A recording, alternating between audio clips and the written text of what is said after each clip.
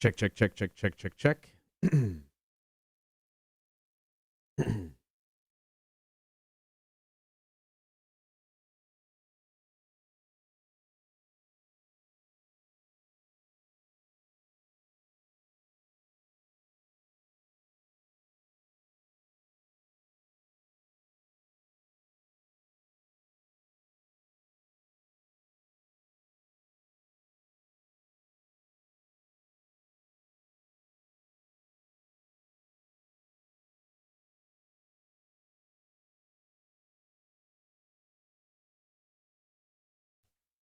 Good morning. Let's do this. It is the Cotter and Marshall Show. Get on that stream. Join the Horde today. Facebook, YouTube, and Twitch.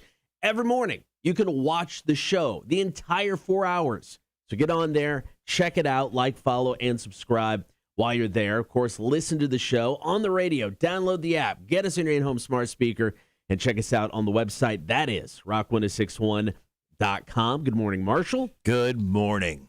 Ain't gonna lie, yesterday, for some reason, I'm at home, feeling really good because I was thinking it was like Wednesday. And then it hit me hard. It was only Monday. Yeah. I don't know. I got really excited there for a second. It's like, man, weekend. Woo! It's almost here. No. It's not close. Still a ton of work to do, and today's a big day on the show. I mean, we have a loaded show.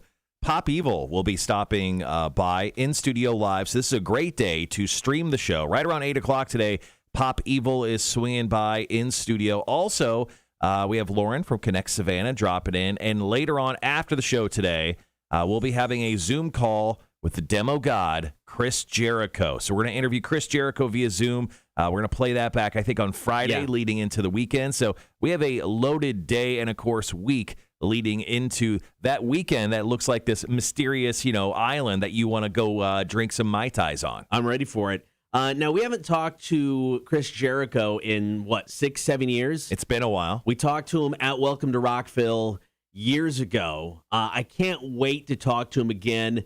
This dude, I mean, he's, 50 plus a little bit? I mean, most people start, I'm going to slow down. I'm going to enjoy life. This guy's in movies. He's writing books. He's got podcasts. He's still wrestling. He's putting together cruises. This man just doesn't stop. Yeah, he is. He's quite busy, and he's a Scorpio, quite like us. Yeah, I'm November 8th. He's November 9th. Okay, you're November 17th-ish. 19th. Yeah, sure. it's pretty That's close. Pretty close. Almost nailed it. Yeah, and he's 50 years old. I mean, this man is nonstop right now. So just gonna be a couple Scorpios hanging out via Zoom this afternoon. I can't wait for that. So, like Marshall said, lots to get to. Lauren will be here at 9 for Explain the Bachelor. Pop Evil in studio at 8 o'clock. Marshall and I will be taking each other on. And Are You Smarter Than a Community College Dropout? But we'll be playing for you guys your chance to win some great stuff. Marshall, getting quizzed in the face today. Okay. It is by far the most random quiz I have ever put together. Okay. Stumbled across this and I went, why not? Sex toy or hairbrush? Now, granted, a hairbrush could be a sex toy if you're drunk enough or brave enough, but still. Right. We learned that from the girl in Tybee. That's true. We'll talk more about that coming up. Also, calls, comments, and text. What is that one person that you've worked with that always makes it a pain in the ass to do your job? Everybody's got one. We've all got it. The responses on Facebook have been great. Then, of course, about last night, we'll kick off the show. Going to talk Carol Baskin. Kanye West Donda is doing fantastic on the Apple Music charts. And Jake Paul, will we get a rematch with Woodley, or is this dude retiring? I don't know. We'll talk about that next. It is the Cotter and Marshall Show. Good morning, new Aaron Jones. Here is Supercharged, Rock 1061. Good morning, everyone on the chat. Morning, Rhett. Morning, Wanda. Morning, Ryan. See, Charles says, morning, Marshall. I only count 15 pieces of flair on your vest. I don't know. I got a little less than that. That's for sure. Hi, good morning, everybody. All right, 2.5 minutes back into Jake Paul, Tyrone Woodley. Jake Paul, what a guy. What a guy. That's a way to describe that man. Yes. That boy. For Quiz in the Face, though, it's sex toy or hairbrush. I'm going to give you the name of either a sex toy or a hairbrush. Okay. And you have to tell me which it is. So naturally, I would think, constructively about what my answer is going to be. Yes. I think because this one is so random in my knowledge of sex toys and hairbrushes, it's going to be hard to believe. It's very limited.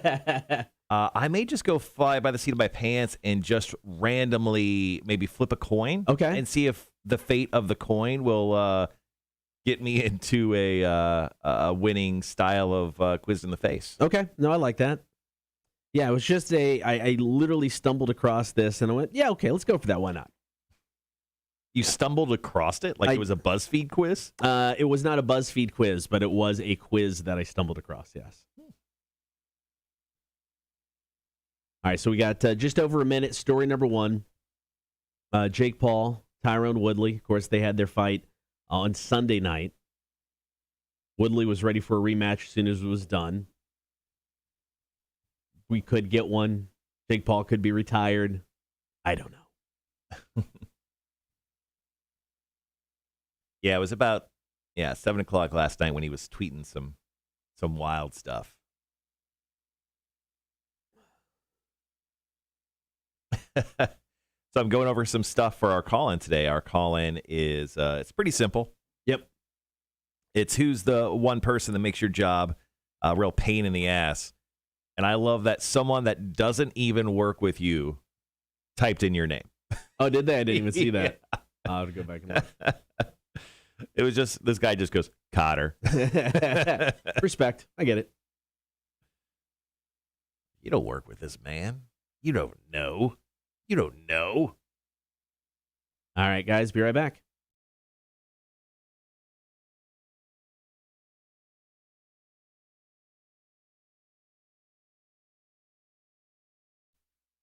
So is it a tattoo or Jake Paul retiring? Which one is preventing a potential Paul Woodley rematch? We'll discuss.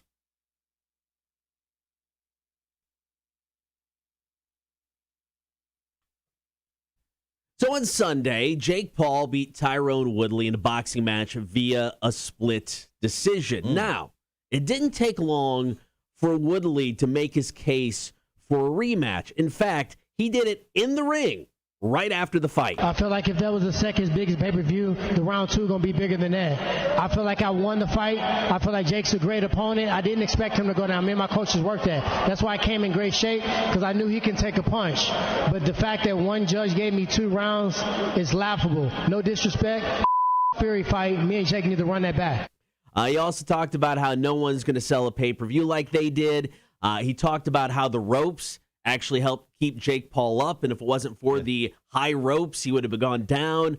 He's like, I've never been knocked. I wasn't knocked down like Jake Paul's other opponents. So he just a laundry list of things right there why we need a rematch. Do you hear that sound in the distance? Choo choo. Oh, that's the excuse train coming in. Tyrone Woodley had every chance to win that fight, but here's the thing.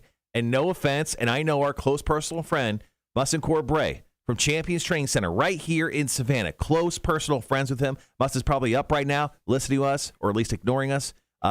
Tyrone Woodley, I'm sorry, a little bit of a baby back bitch. Okay. He's a baby back bitch. He I don't know why. He's not a boxer, first and foremost. Yeah. He's an MMA guy.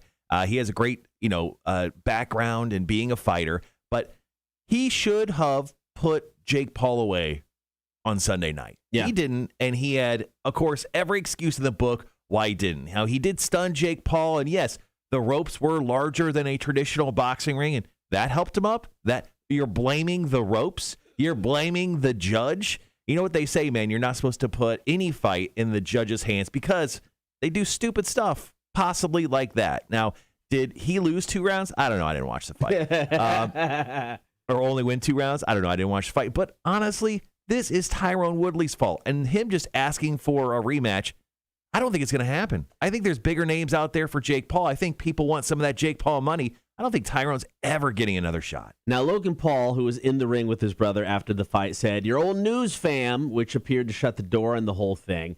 But then Jake did extend an olive branch in the ring. If you get the tattoo, I love Jake Paul, let's run it back. Bet. Let's go. Bet. Deal. Make the bet. Bet. Deal. What's wrong? with Tattoo Baby. We got the tattoo artist right here, so you ain't going nowhere. Tattoo tonight. Wipe the sweat off and shave that leg, because I'm putting I Love Jake Paul on your leg, and then we can run it back. So this is something they agree to pre-fight because they're both adolescent children. Yeah, right. Who get punched in the face currently for a living. I don't know why this is still happening, but I just don't see a rematch happening. Now, Jake Paul, for some reason, he has the Conor McGregor playbook. Yeah. Like, if there is a book written by someone, he got it and read it. But let's face it, he can't read. He retired last night via Twitter. He tweeted out saying, "The Rock has put me on his Instagram. I can retire now." And then waited like 2 hours and said, "Current status, retired boxer." He's not done. No, he's not done. No, I mean, he's still got to deal with Showtime. There's too much money to be made. And I agree with you. And I can't believe I'm going to kind of take his side. There's no need to have this match with Tyron Woodley. Yeah, there's other people that you could fight that I think are going to draw better than a rematch between these two guys. Tyron Woodley is first and foremost embarrassed that he lost to a YouTuber. Yeah. Because that's what he is. And also, he loved the payday. So, of course, he's going to be like, oh, yeah, let's run it back. Let's run it back. Yeah, he won by split decision, and he is the best athlete that's still not a boxer that he's faced. But eventually, Jake Paul will probably fight a boxer, and I think he's going to get dominated. Yeah, I agree. I mean, I agree, because it's like he's handpicking people that he knows and or thinks he can beat. He feels really comfortable with it. So, I mean, there's part of me with this retirement tweet last night where I go, maybe he's legit with this because he knows the ceiling only goes so high before he gets knocked out. Yeah, I think the next couple fights he'll probably get absolutely crushed and dominated. It will kill his spirit for boxing, and then he's just going to become like a wrestling guy. Like he's going to go to the WWE and be the big time bad guy for that organization for a long time. All right, coming up next, going to talk Kanye West. His new album Donda has dropped, and it's doing well. Details on the way. Cotter and Marshall Show. Rock 106.1. Charles commented earlier. He said, I am, it's hard for me to say. I am 98% sure I saw a dude sitting in his truck in the parking lot of the gym stroking his meat. It's weird that, did you make eye contact with him? Did you like lock eyes? Charles says, obviously Tim Janier makes it very difficult for y'all to do your jobs. Agreed. Wanda said maybe that's his pre-workout. Gotta limber up. Yeah, that's like his C4. You get that heart rate going instead of like jamming down like some weird like terrible chalky protein drink. Maybe just cranks one out. Charles goes, Wanda, I guess not the first time either. Different strokes for different folks. Well, I mean, it's all the same stroke. Well, I'm glad to hear, Charles, you went to the gym this morning. Keeping it consistent, pal. All right, everyone, good morning. Thanks for hanging out on the chat nice and early today. Yes, it is true. Pop Evil swinging in studio live today starting at 8 o'clock. We have Explained the Bachelor starting at 9, which is very exciting. And then we have a Zoom call, oddly enough, with Chris Jericho. I'm guessing this interview was put together for the promotion of, obviously, his show for Fozzy. Yeah. So it was put together for that. They obviously want to promote that since he'll be here in October. So, yeah. So that's what it's all about. But we'll talk a little bit of everything. I mean, there's too much to not discuss with this guy. I mean, when it comes to the wrestling and the cruise. I mean, he's got his third rock and wrestling Rager at Sea coming up this month. Mm-hmm. So, I mean, there's just so much. I don't know. He's always been an interesting person anyway. But, I mean, at this stage in his life, it's even more interesting because just with everything he's got going on. I don't know if he sleeps. He can't sleep. Doesn't have time to sleep. Yeah, I mean, he has, let's see, the book, The Cruise, coming up October 21st through 25th.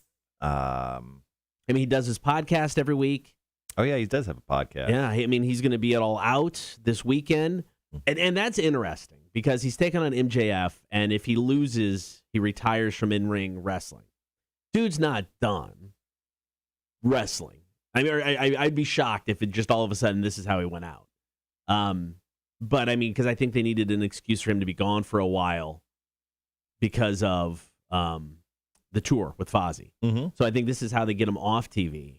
But, I mean, how do they bring him back if he loses and, he's never going to perform in ring again, which I don't think will be the case. But you never know. Maybe he decided he's done with it.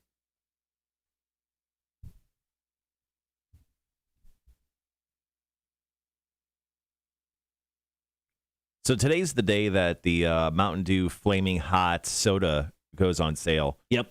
I'm currently monitoring the website. It still says coming soon. And also the Dew website doesn't really give you an option to create an account. Like it doesn't give you like an option to. Oh wow, they're selling a Mountain Dew belt buckle that says "Do the Dew." That is kind of sick. It'll give you an option to kind of like create yourself like your own account. So strange, interesting. But I got to make sure I get some flaming hot Mountain Dew, guys. Yeah, we got to try it. I'm definitely down to, do something with it. I don't know. Currently, it's only available via their website as of right now. I'm guessing they probably won't make it a widely available item. It sounds kind of like a thing that shouldn't happen. Yeah, agreed. All right, so we got about another minute of commercials, and then we're going to get into Pearl Jam's Jeremy. Of course, their album 10, celebrating 30 years this year, as is Metallica's Black Album. Coming up, not this weekend, obviously it's our big countdown. Next weekend, going to have a Metallica weekend as we celebrate the Black Album. And then here within the next few weeks, we'll have a weekend celebrating Pearl Jam's 10 as well.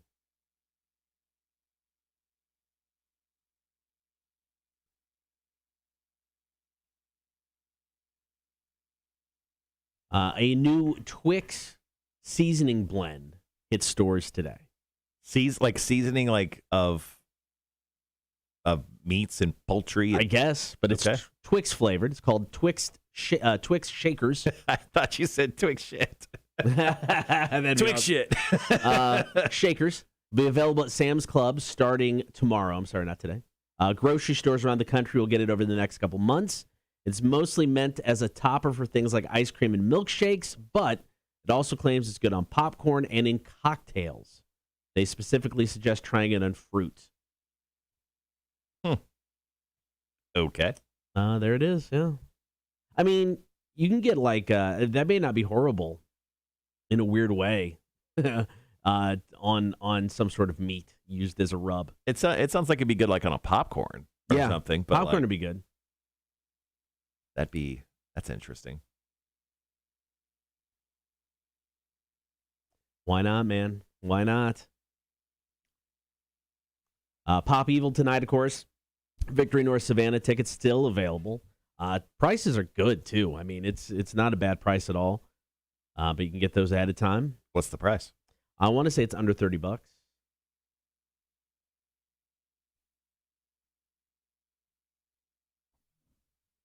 I will find out officially here. But doors open up, I believe, 6:30. Show starts at 7:30. Broken Love, 0936. Then, of course, Pop Evil. Tickets, I'm sorry, they're $35. There you go. Wanda says when it comes to that Twix shaker stuff, she goes, you could probably just use a cheese grater and it'll be cheaper. That's probably true. You guys are dressed polar opposite today. That is true. I have a meeting with the Savannah Jazz Festival today at 12:30. So you haven't broke out the bowler shirt in quite some time. That's a classic in the Cotter wardrobe. It's been a minute. This is a newer edition-ish. I've got it within the past 2-3 years, so it isn't like an total old school one. Mm-hmm. But yeah, but no, I have a meeting with the Jazz Festival. They were all excited because they're going to do the big show in Forsyth Park. It was going to be live, and it was like going to be their biggest event ever. And then the city went, yeah, no, you can't do that. All permits have been revoked, so they're changing the location. I don't know if they're letting anybody in, but they're going to live stream it. But I got to go to that meeting, so I figured I wouldn't wear a brewery shirt today. Yeah, I've got I've got 2 interviews today with Pop Evil, Chris Jericho on camera. So I have that going on. And then tomorrow I have, then I have a phone call, which obviously it's just a phone call, so I don't have to dress up for that. And then tomorrow I have our managers meeting. Yep. And then I've got a meeting with Mike to go over some Halloween stuff. And then I have a meeting right into that with the Concours de la Guance people. Okay. That's via Zoom. So I just don't care.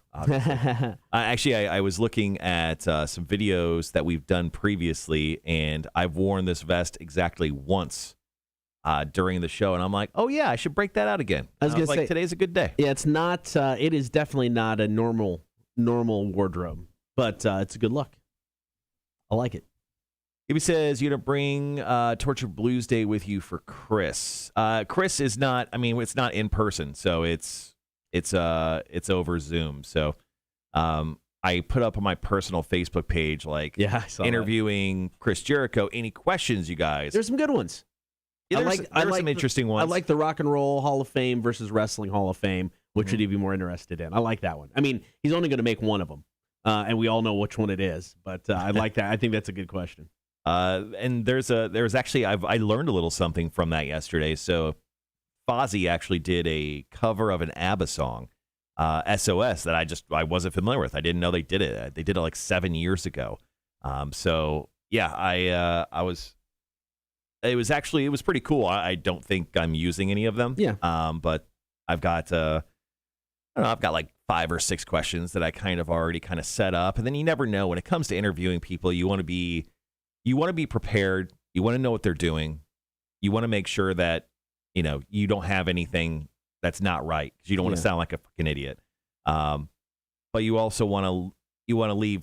You don't want to write 1,000 questions. You want to make sure there's space for the interview to breathe, and then for the conversation to go casually. So you want to bring up certain things, and that's definitely what we'll do. It's just you want to see where it goes. So you don't want to over prepare for an interview, but you don't want to under prepare. Yeah. And it's always interesting to see what people who don't really do what we do have to say for questions. And some of them were really great. Mm-hmm. Some of them were really, really good. Some of them were terrible. Some of them were horrific. That happens. All right, guys, got about 20 seconds. Be right back talking Kanye West.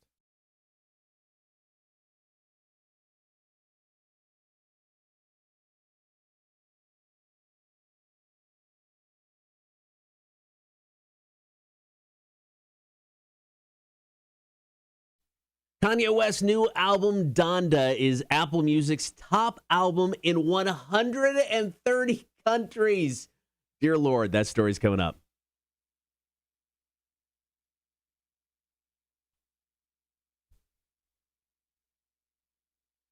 So you can say what you want about Kanye West, story 2 about last night, but the man knows how to get attention. Oh, yeah. First, there was the listening party, Mercedes-Benz Stadium in Atlanta. Then he decided to become the Phantom of the Opera at Mercedes-Benz Stadium in Atlanta. He decided to move in to a small office so he can finish the album, just walking around oddly, showing up at, I think, soccer games. Yeah. Then he had another listening party, and then just last weekend, he rebuilt his childhood home on the 50-yard line of Soldier Field in Chicago and put together just some weird cluster of a listening party, hundreds of people down on the field. You had a bunch of SUVs driving around. You had Marilyn Manson and DaBaby pop up. This whole thing was super weird, and now the album is finally out, and on the Apple Music charts, it is killing it. It is the top album in 130 countries, the most '1 entries in history of Apple Music. Now, they've only been doing their thing for a couple years now, but that is ridiculous. Ridiculous. And this thing, I mean, it's #1 on the Spotify charts as well. It's got 4.277 million streams already with his new song, Jail. That's the biggest debut for any song this year. Now, it's going to be interesting when it comes to like the Billboard charts. That's still kind of the main chart when it comes to sales. So that will happen after this weekend. I believe Drake's got an album coming out this Friday. Drake's got an album called Certified Lover Boy, which, wow, what a title, bro. But this whole release didn't come out without any drama. Of course, it is still Kanye West. Supposedly, the record label released it without his approval. DaBaby was actually holding up the release of the album because he didn't sign the proper release forms for his verse on the song Jail Part 2. I don't know, man. It's like, you say what you want about him. He's obviously got issues. I think a lot of people can agree. Dude probably needs to see somebody. But man, he's still a thing. 130 countries. You can't argue against the fact that people are still at least curious about Kanye West. And he's an absolute billionaire. I mean, his clothing line sells out everything he does.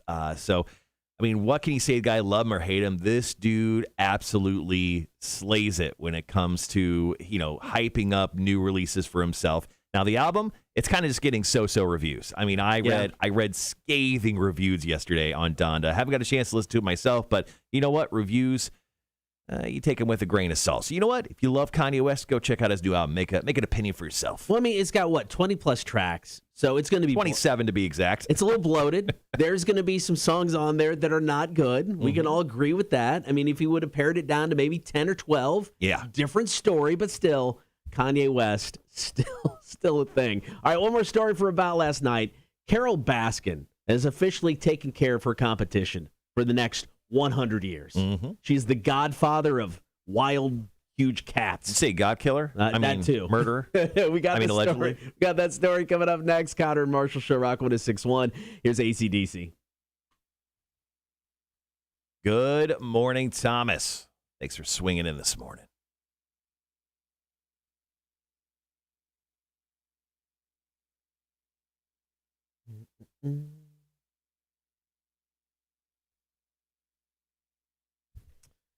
All right. So yesterday, Disney Plus made an announcement on a movie I watched probably when I was 8 years old. I saw this. The Rocketeer is returning. So they're going to do a new exclusive film for Disney Plus called The Return of the Rocketeer. Now, The Rocketeer came out in 1991, and this is going to be coming out here, I guess, in the next few years.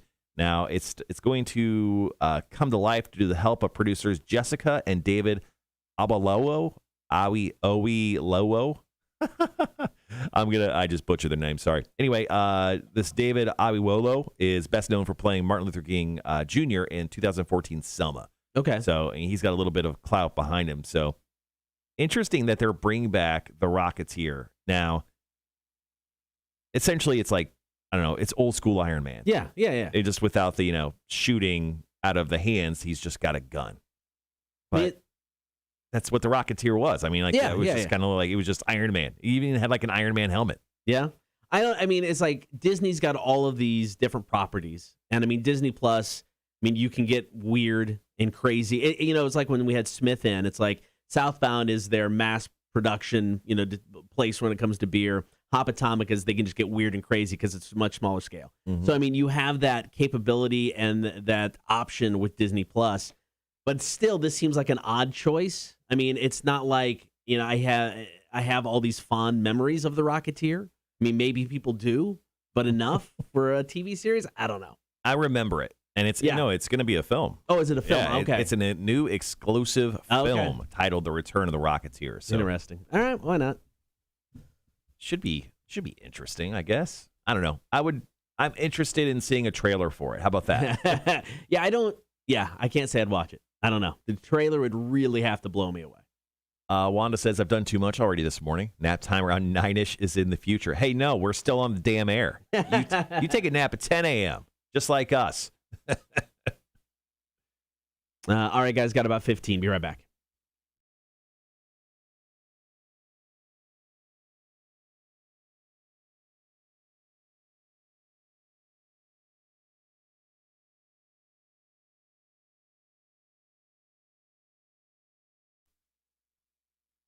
Carol Baskin gives another big FU to Joe Exotic and takes care of any competition over the next 100 years.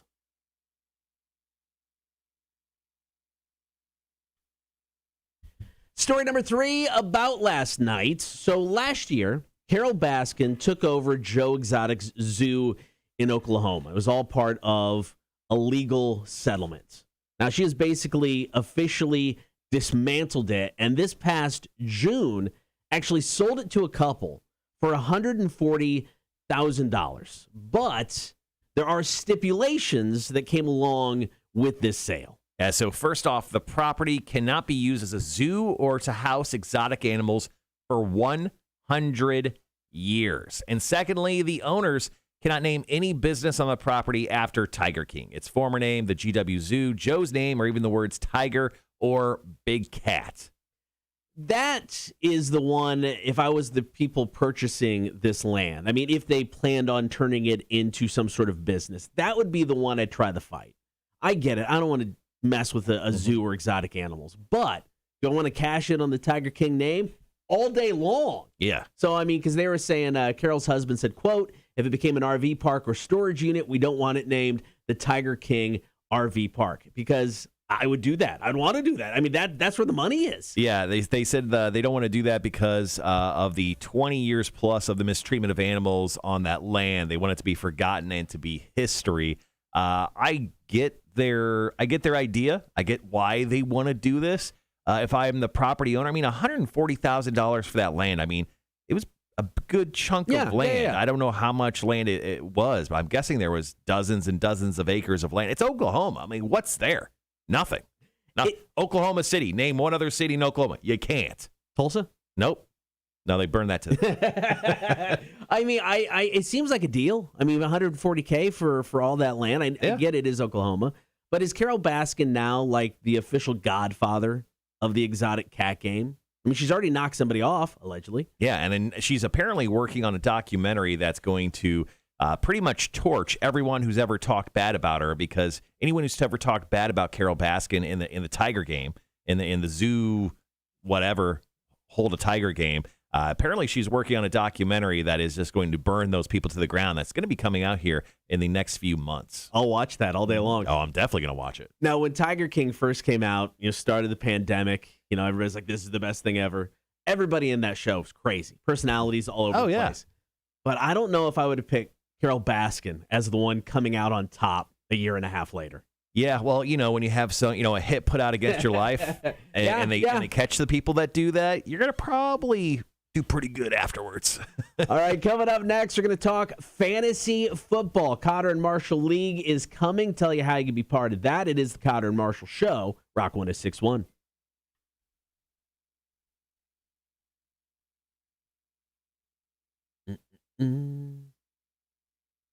So on the video game side of the world, I found this really interesting story that I want to share real quick. Okay. So there's currently a Kickstarter that has been fully funded for the first new Game Boy Advance game in 13 years. And not only that, it has smashed its Kickstarter campaign. So there's a new game that these people want to make called Good Boy Galaxy. Okay. It's about a dog who's an astronaut. Good Boy Galaxy. Like that? I won't dive really get into the plot of it. It's a brand new game for a 20-year-old system, Game Boy Advance. Now, its initial goal was $25,000. It has raised over $100,000, or $100,000, with the support of more than 1,500 backers. It's also met all of its stretch goals, which includes a physical Switch release, co-op missions on Switch and PC, and a Game Boy Advance exclusive chapter and more. So it's going to be a 2D exploit. So it's going to be like old school Super Mario, 2D kind of thing, scroller. And it's set to launch in 2023. And I've seen some screenshots, and it just looks hilarious. But I thought it was just really interesting that they're going to put a game out on a system that has been out for more than 2 decades. That's smart marketing. Because if they would have just said, hey, we're going to make this game for Switch, nobody buys into it. Mm-hmm. But because of the hook of the Game Boy Advance, now people are like, all right, this is cool. And I think that's how they got funded. I mean, without that, I don't think they make their money. Probably not. And once again, it's called Good Boy Galaxy. It's about a puppy dog who's exploring the galaxy. Yeah, real interesting. Now you can see. I don't know. So you can get a Game Boy. I don't. A refurbished one right now for $115, $75 on eBay. A used one. Yeah. So I mean, they're still floating around out there. Mm-hmm. Yeah, you can go to probably GameStop and probably find yourself a Game Boy Advance. If you go to any Comic-Con, there's always going to be a video game guy that'll have those consoles. Yeah. Yeah, it's interesting. All right, why not? Yeah. It's a fun little story there for you. On a side note, Mountain Dew Flamin' Hot soda still not available yet. It said it's supposed to be coming out August 31st. Today's August 31st. Red says, just name it Carol fucking Baskin RV Park. I like it. There you go. I wonder if that was probably in the legal notes as well. You can't name it after me. But it'd be awesome if it wasn't. I'm going to get some coffee. I'll be right back. Oh, there we go. Sorry about that. All right, gang. Coming up next, we are going to talk about our fantasy football league. I'm going to choose our contestants in our fantasy football league. Probably pick the first batch tomorrow. Then I'll pick our final ones on Thursday. So if you want to take part, if you love fantasy football, want to have a chance of winning yourself some Welcome to Rockville 2022 passes, make sure to sign up online, rock1061.com. Oh, my God. Jeremy dropping the bomb right there. Thank you for that story. Once again, our question of the day, guys, just in case you haven't seen it or heard us talk about it yet, is who is the one person that you've worked with that always makes it a real pain in the ass to do your job? Once again, the question of the day is who is the one person that you worked with that always made it a real pain in the ass to do your job? Let us know who that is. Give us a story, and we'll share him here top of the 7 o'clock hour. Morning, Sean. Good to see you. Sorry, guys. I'm just dropping in all of our stories. Boom.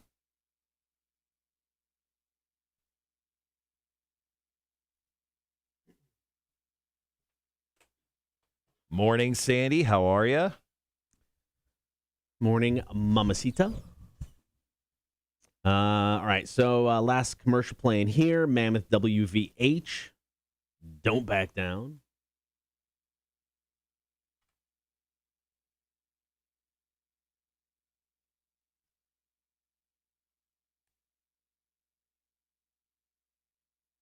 So how awake will the guys in Pop Evil be when they roll in at 8 o'clock? Where was their show? Did they have a show last night? I'm just going to look right now. I know they have one tomorrow in, like, Asheville. We should tag along to that one. That sounds fun.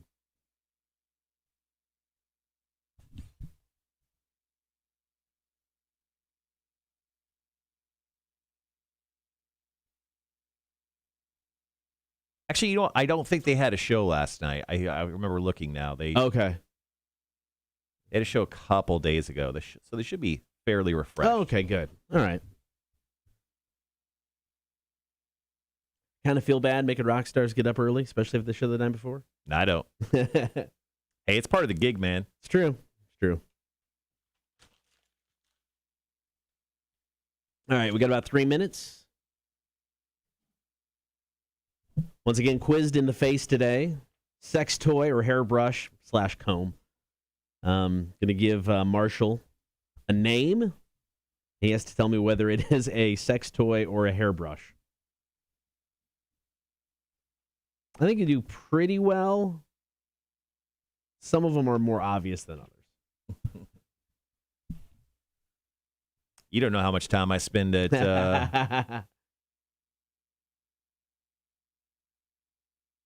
at Sunset Novelties, man.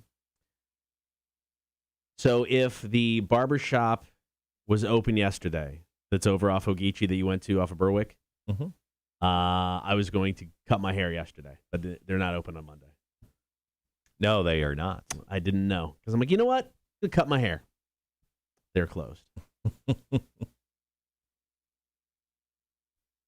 Sorry, I'm just going through. There was a bunch. I just grabbed all the ones off Facebook real quick. Let's see. We have our official cake day coming up this Saturday. Devilation Brewing out in Richmond Hill. Start time is 1 o'clock. We will have cake. Tim Janier will be there, allegedly. Mac and her mom will be there. Anybody else wants to show up? First 20 people, say you're a member of the Horde, your first beer is free. So hope to see everybody out there this Saturday. Devilation Brewing. If you haven't been out there yet, cool place, man. Super cool place. Taproom is pretty awesome. Sean, yeah, I'm excited for college football to start as well. I saw him. He just posted right there. I actually watched a little bit of the Nebraska and Illinois game when I was out having lunch this past Saturday in Illinois, and it was just weird because the game caught my eye because I looked up and it was like 6-2, and I'm like, how the hell does that happen? What happened? Some terrible stuff, and Illinois absolutely shellacked Nebraska. I mean, it was just ugly. So it was just fun to see college football, like meaningful college football being played, and obviously this Saturday. I mean, you got the first game of the year for the Bulldogs, which everyone, especially here, is very excited for. And then they're taking on Clemson, so it'll be interesting to see the Bulldogs start off 0-1 and see how everyone's minds absolutely melt. That's it, man. We're done. Gibby, yes, all the free water you can drink. 100%. If there's a sarsaparilla, I'll buy you a sarsaparilla. I just like saying sarsaparilla, really. Oh, we got about 10 seconds. Be right back.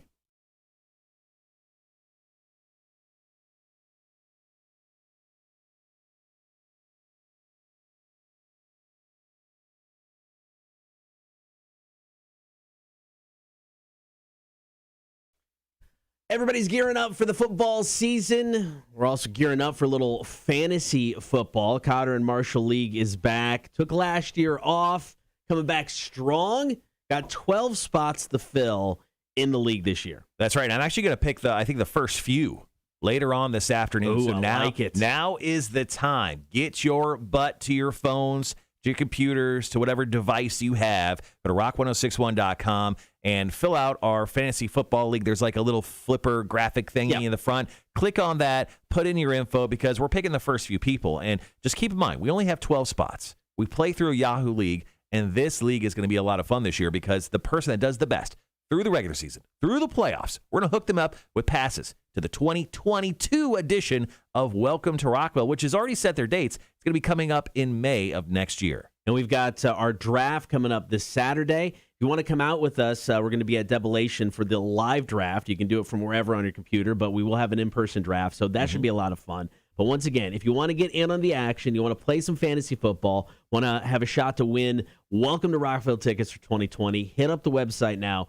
rock1061.com. Get signed up for the Cotter and Marshall League. So if you're going to draw some later today, we can make that announcement tomorrow. Yeah. Who's the first into the league, the lucky few who making the cut early. Yeah, we'll reveal that tomorrow. All right, coming up after 7 o'clock, we're going to take your calls, comments, and texts. You can comment on the chat. Text in 800-394-1061. This is something everybody deals with. Who is that one person that you work or have worked with that always makes it a real pain in your ass to do your job? So hit us up with your stories. Can't wait to share those. They're coming up next. Cotter and Marshall Show, Rock 1061. Yeah, so make sure to head on over to the website. Fill that in. If you like playing fantasy football, or if you never played it before, honestly, whatever. It's all cool by us. We're excited to get you guys in and playing fantasy football, especially if you're a first-timer. And just so everyone knows, the dates for Welcome to Rockville are May 19th through the 22nd for 2022. Once again, it'll be another 4-day festival this coming year. It sounds like it'll be the same location, so don't ask if it's moving back to Jacksonville. Daytona Beach, Florida. I think they signed a contract with them for quite a long time. So Welcome to Rockville, permanently at the Raceway in Daytona Beach. It's going to be, goddamn, it's going to be hot. May 19th through the 22nd. Yeah, I think after the this year in November, and then we hit up March next year, we're all going to be like, can we move it back to November? Yeah. Yeah, November. I mean, I wish they would, because to me it seems like the perfect time to do this. I mean, it really does.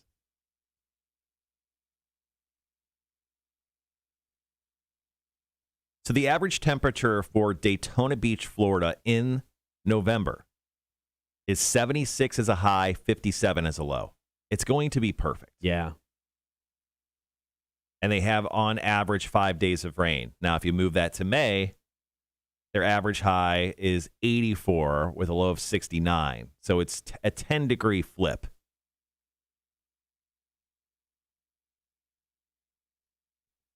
Dave says, let's see. Sean says it's going to be hot and it's going to be rainy. Ugh. Dave said that's why we're looking forward to November, nice weather. Yeah, so as long as the rain holds off, I think it'll be pretty amazing when it comes weather-wise. Yeah. You may even need a light jacket at night, depending. Yeah, I mean, moving it to November, whew, and like sitting on the raceway where the land don't breathe. It's gonna be an absolute S-fest. Yeah. Agreed. All right, grab a coffee.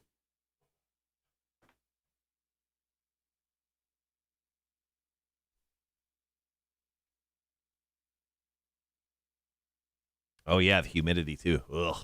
Anyway, this coming November is going to be a great year to go to Welcome to Rockville. All right, guys, coming up here in just a little bit, just past 7 o'clock hour, we're going to tell you the question of the day, which some of you have already answered. Thank you so much. Who is the one person that you work or worked with that always makes it a real pain in the ass to do your job? Charles, Dave, Sean, let us know your stories. Phil, if you're hanging out on the chat today, man, let us know your story. Who is that big pain in the ass that you work with that really makes it tough to do your job? Let us know your stories.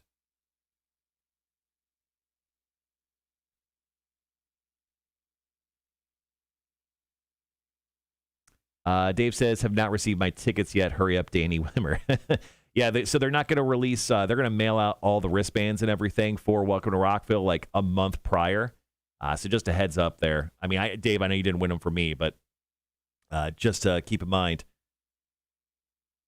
that they're not going to really start sending those wristbands out until I think probably somewhere between 30 and 45 days out from the festival.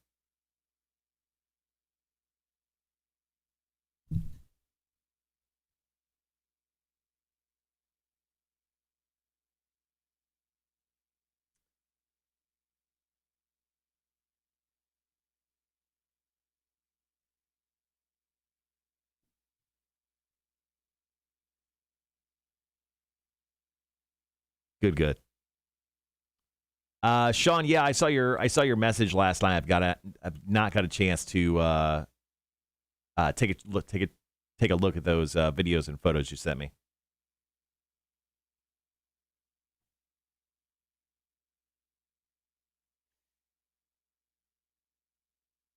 But I did watch 2 episodes of The Sopranos last night. Currently right in the middle of season 2. Okay. Don't ruin it for me. I know they all die. Couldn't tell you what happened in season 2. I have no idea. It's been so long since I've watched it. Sandy says, unfortunately, I cannot talk about the person who is a pain in my ass at work. Y'all have met him, but I cannot talk about it. You don't want me to call him out by name? So Ben Affleck, who is a notorious gambler. I mean, he's got issues with when it comes to gambling. Stars in a new ad for a new sports betting app, WinBet. He even directed the ad. Oh, cool. Good for him. It's about time that he starts getting paid for his gambling addiction. Right? Also appearing in the commercial, Lupe Rodriguez, who is better known as J-Lo's mom, who Affleck is, back together with. There's a rumor or legend that Lupe once won $2.4 million on slot machines. Oh, my God. In Atlantic City. Like at once? Yeah. Shaq is also in this commercial, along with Melvin Gregg. He's an actor in 9 Perfect Strangers. But I don't know. I found it funny that here's a guy who obviously has issues with gambling. Yeah. But I'm going to direct and star in an ad for a gambling app. Well, I mean, when he did it, he wasn't gambling, to our knowledge. To our knowledge? I don't know. Yeah. Tony actually asked probably the best question of the day at this point. Okay. She goes, has anyone considered that we are the office pain in the ass? Or you are the office pain in the ass? Oh, I was bringing that point up. Yeah, trust me. I'm bringing that up 100%. Yeah.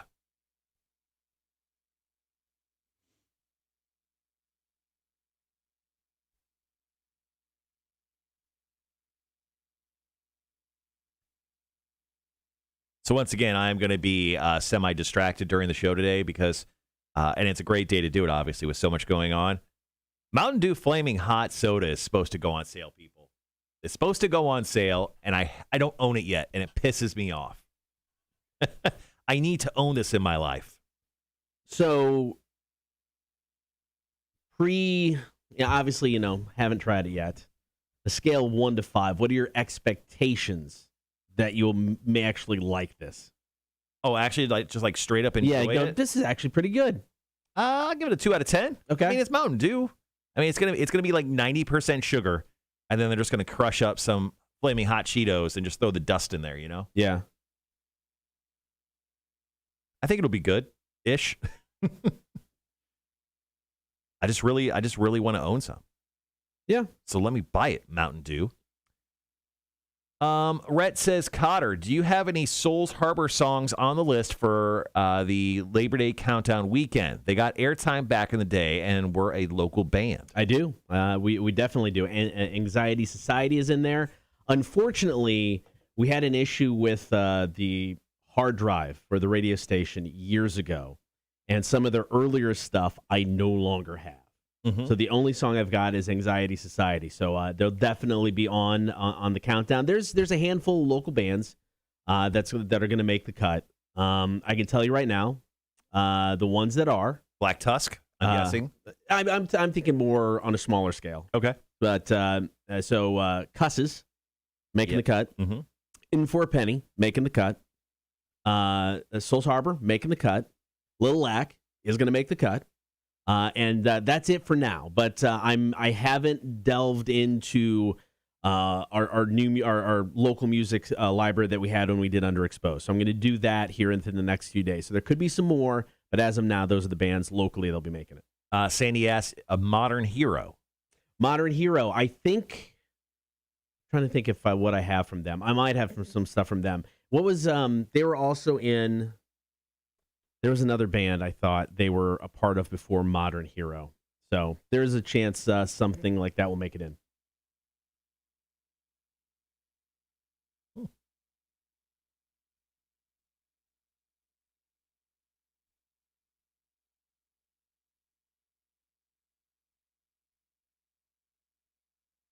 So Norman Reedus, who's obviously from The Walking Dead that you know very well, he also starred in a video game called Death Stranding. Which was developed by the dudes who did the Metal Gear games that were crazy popular. Right. He actually said, Death Stranding 2 is in negotiations right now. So, if you like that video game, that's exciting for you. And I just saw news that Umbrella Academy season 3 just wrapped. The Boys season, is it 3 or 4, whatever it's on? Okay. It's wrapped. It's done. I want to see these shows. Why are we holding on to them? I feel like I don't know. What the hell's going on, people? I mean, it's not like we're going to go see them in the movie theater. Yeah. I can't wait for The Boys, man. God dang, that second season was so good. It was. So good. Are we really only on season 2? I think so. Yeah, I think we are. God, it's so good. That is such a good show. I mean, I know it's not your typical Emmy award type show, but it should be. I mean, it is. The writing is so good. The acting is so good. I mean, I think I said it after season 2 finished. It may be one of my favorite just superhero TV show / movies ever. I mean, it's just so good. Mm-hmm. It's such a unique spin on the whole premise of superheroes, having it be tied to big corporations. I mean, it's it may be the most realistic spin on it. Because it's if there were superheroes, yeah, I can see big businesses going, we want a piece of that action, and doing all of that. So it's really good.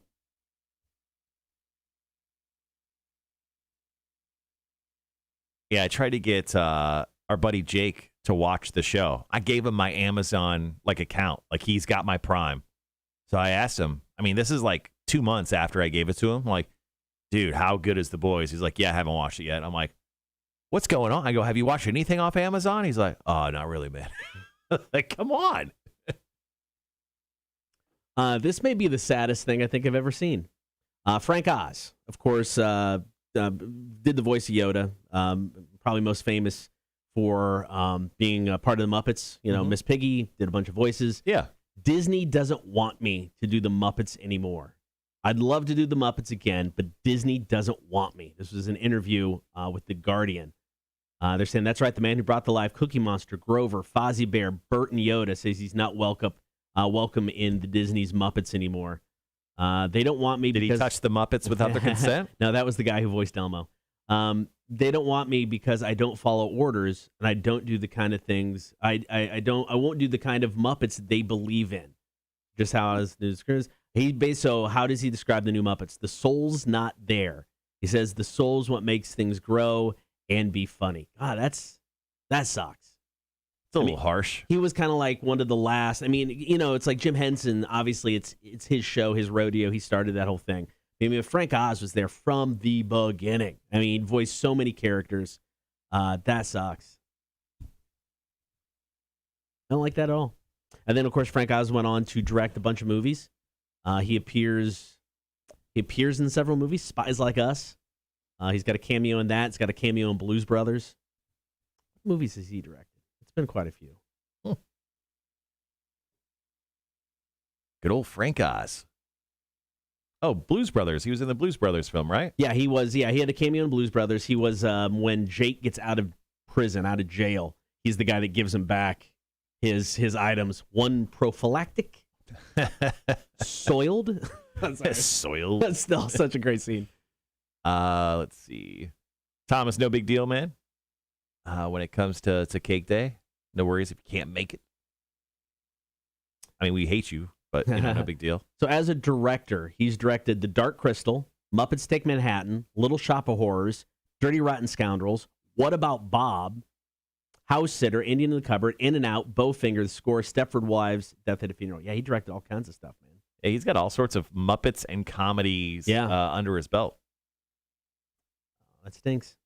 Jeremy, Thomas, and Phil, thank you so much for sharing your stories with us this morning. We'll definitely get to that here once we jump back on the air. We got one more tune right now. We're playing. What are we playing? I can't tell. Audio Slave, like Stone. Audio Slave. Then after that, one more track, and then we're back on the air. Once again, our question of the day is, who is the one person that you work with that always makes it a real pain in the ass to do your job? Maybe it's someone that you've formerly worked with. Please tell us why as well, and not their full name, but also why. Some of the answers, and I think it makes sense, is like a type of person in general, right? And I think that makes sense. Yeah, I've seen. I just love like some people just wrote first names. Laurel, you know who you are. All right, so how do you want to work break number one as we're diving in here into the top of 7 o'clock hour? I mean, do you want to go first? Do you want me to go first? Why don't you go first? Okay. And then I'll save mine for the second one. Okay. And then I think a good break three is a discussion of, have we been that person for people? Sure. I think that's kind of a unique or an interesting way to look at it. Tony says, to this day, I think Dirty Rotten Scoundrels is one of the greatest comedy movies ever. Have I ever seen that? It doesn't sound familiar. Michael Caine and Steve Martin. It's been a long time since I've seen it, but I remember loving that movie.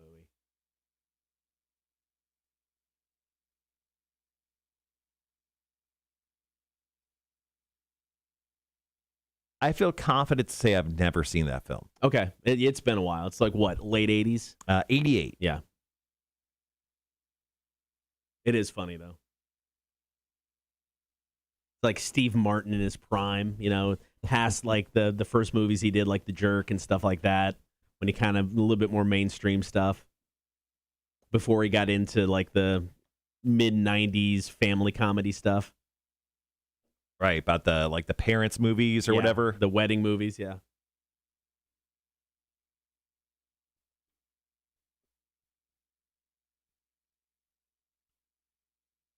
Three Amigos, though, still. So good. I mean, it's such a dumb movie. So stupid. But man, is it good.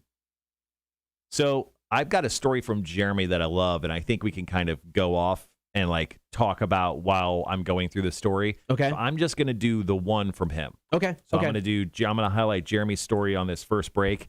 And then if you have like more of a jokey, if you have like a kind of a funnier one to wrap up break number one, let's go ahead and go with that. Okay. Yeah, I got this one. It's super short, but we can end it on that. That's cool. All right, so I'll do mine. We'll do that. Come back with this. Yeah. Break one. Break number 2. I mean, obviously, I'll go. It'll take a second to do mine, as you know, and then after that, I've got several, decent from the Facebook page. So, All right, 90 seconds, guys. Hopping into this.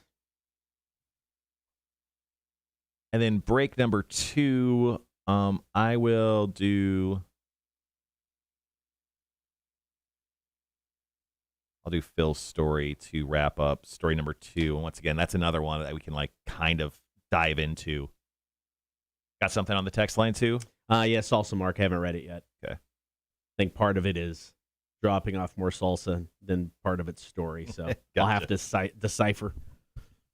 It's a lot of run-ons. It's like one long sentence. There's no punctuation.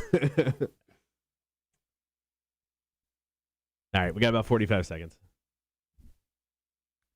Thomas agrees with you on the Three Amigos. Oh, such a good movie, man. I watched it many times growing up as a kid. Yeah. It's like I'm stuck on this Rewatchables podcast that I was talking about the other day. And I've delved in. I've just kind of gone. They've been doing it for like 3 years now, so they got so many to catch up on. And I've just been doing comedies. So Stripes. Now I'm listening to Caddyshack, and it's just it makes me want to go back and rewatch all of these movies. Three Amigos came out in 1986. Holy shit. All right, guys, be right back.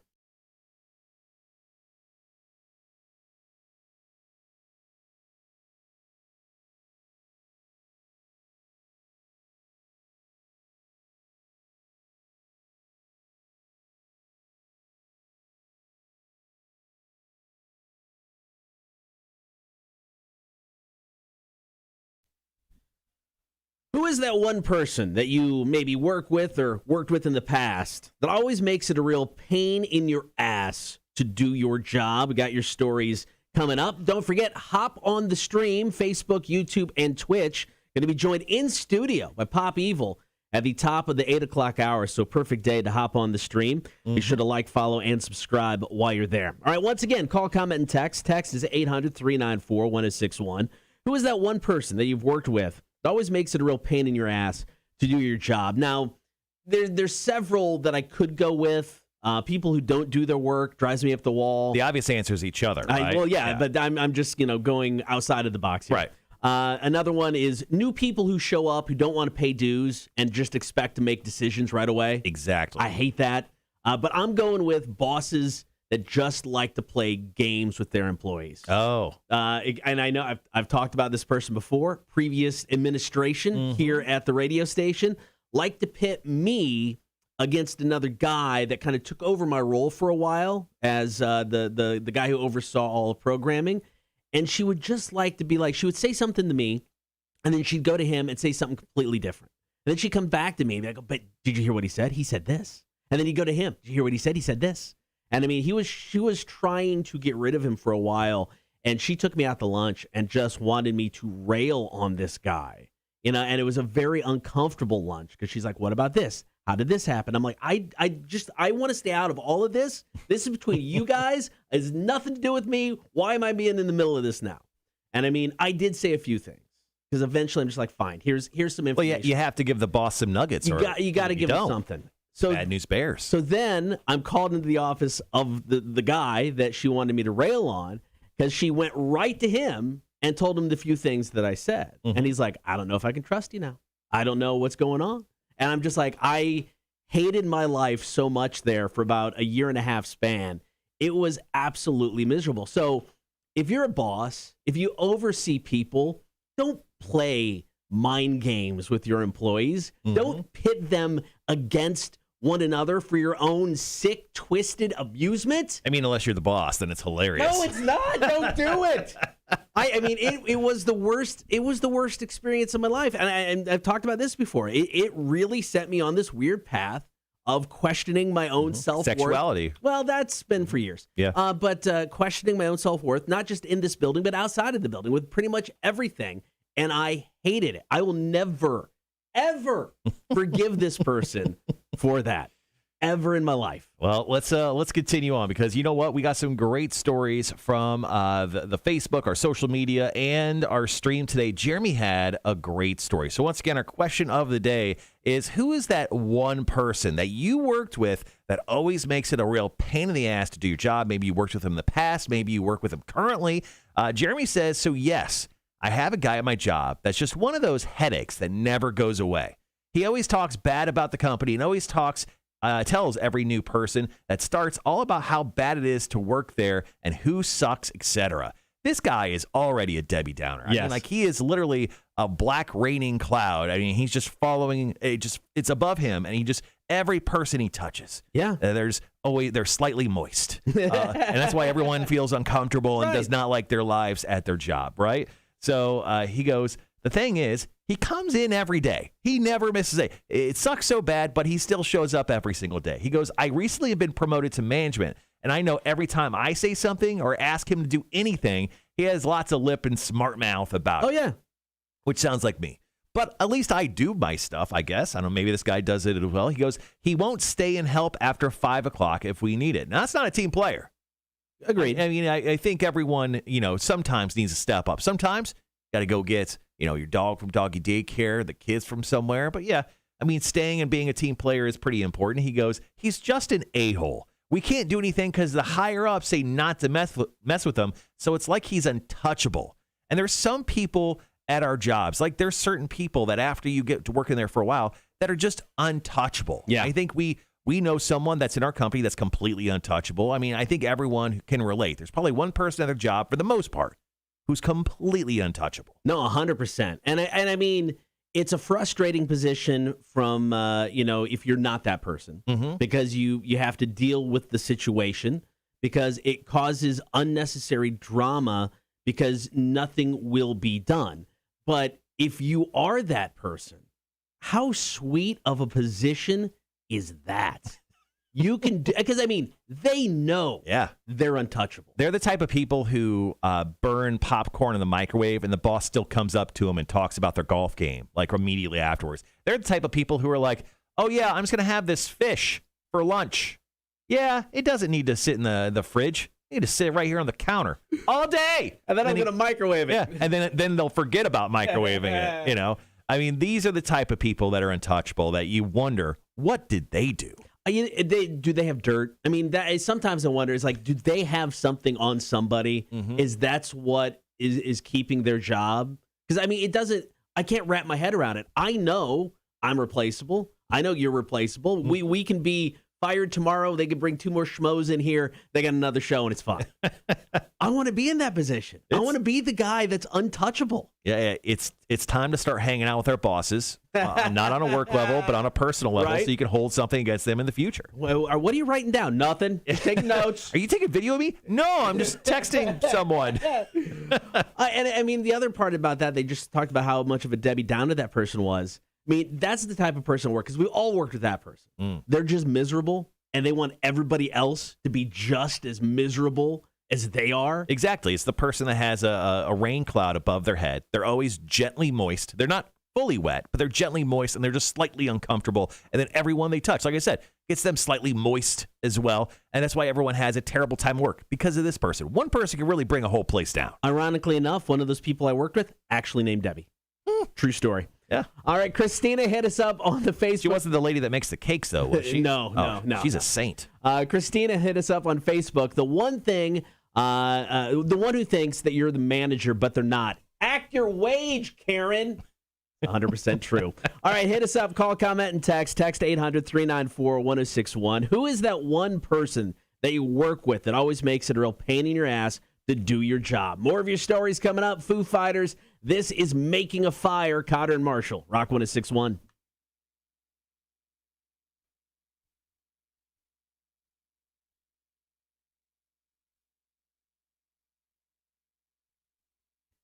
Quick heads up if you're a T-Mobile customer.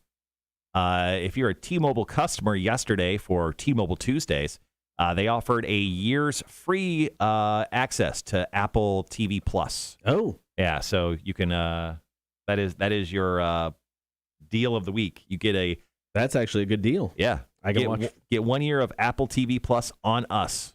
Watch some Ted Lasso with qualifying plans. Oh. Pretty much if you have more than one phone, you're good. Okay. You just have to be magenta level. Ooh. Which I think is like every level. All right, guys, thanks for sticking around with us. More of the question of the day coming up here in just a second. I think we're playing the brand new stuff from the Foo Fighters. So after that, yes, sir. We'll come back. Yeah, we got about 3 minutes. 3 minutes. So I'll do mine first, and then we'll jump into some Facebook ones from you, and then I'll wrap up with Phil's in this one. Okay.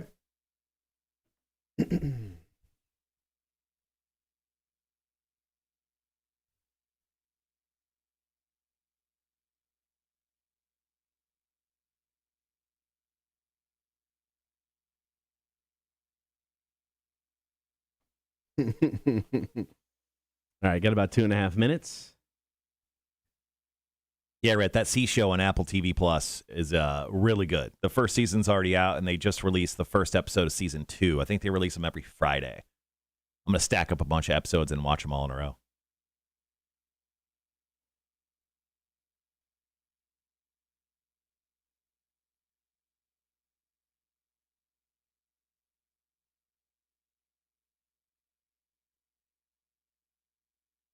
All right, got 2 minutes.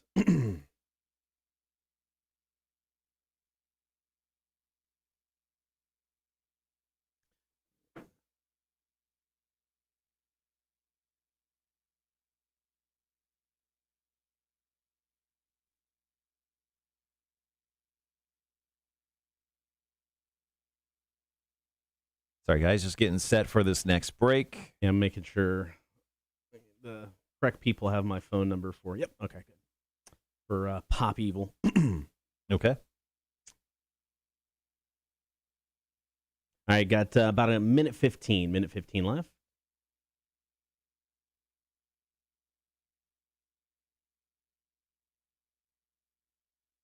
Okay. Good to go.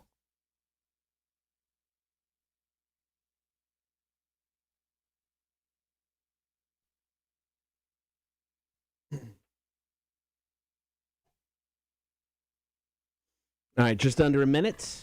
Back into it.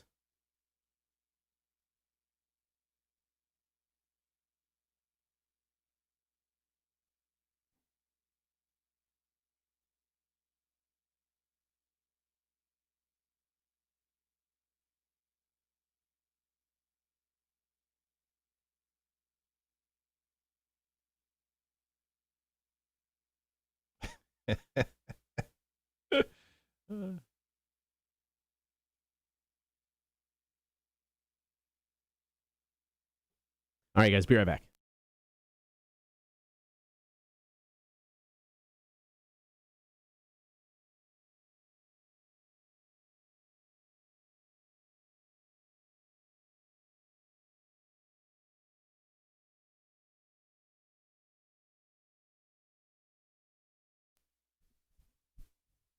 Who is that one person that you work with that always makes it a real pain in your ass to do your job? Call, comment, and text. Comment on the stream. Text us, 800-394-1061. So there's one guy that we work with specifically here. He's a liar. He's deceitful. It's not you.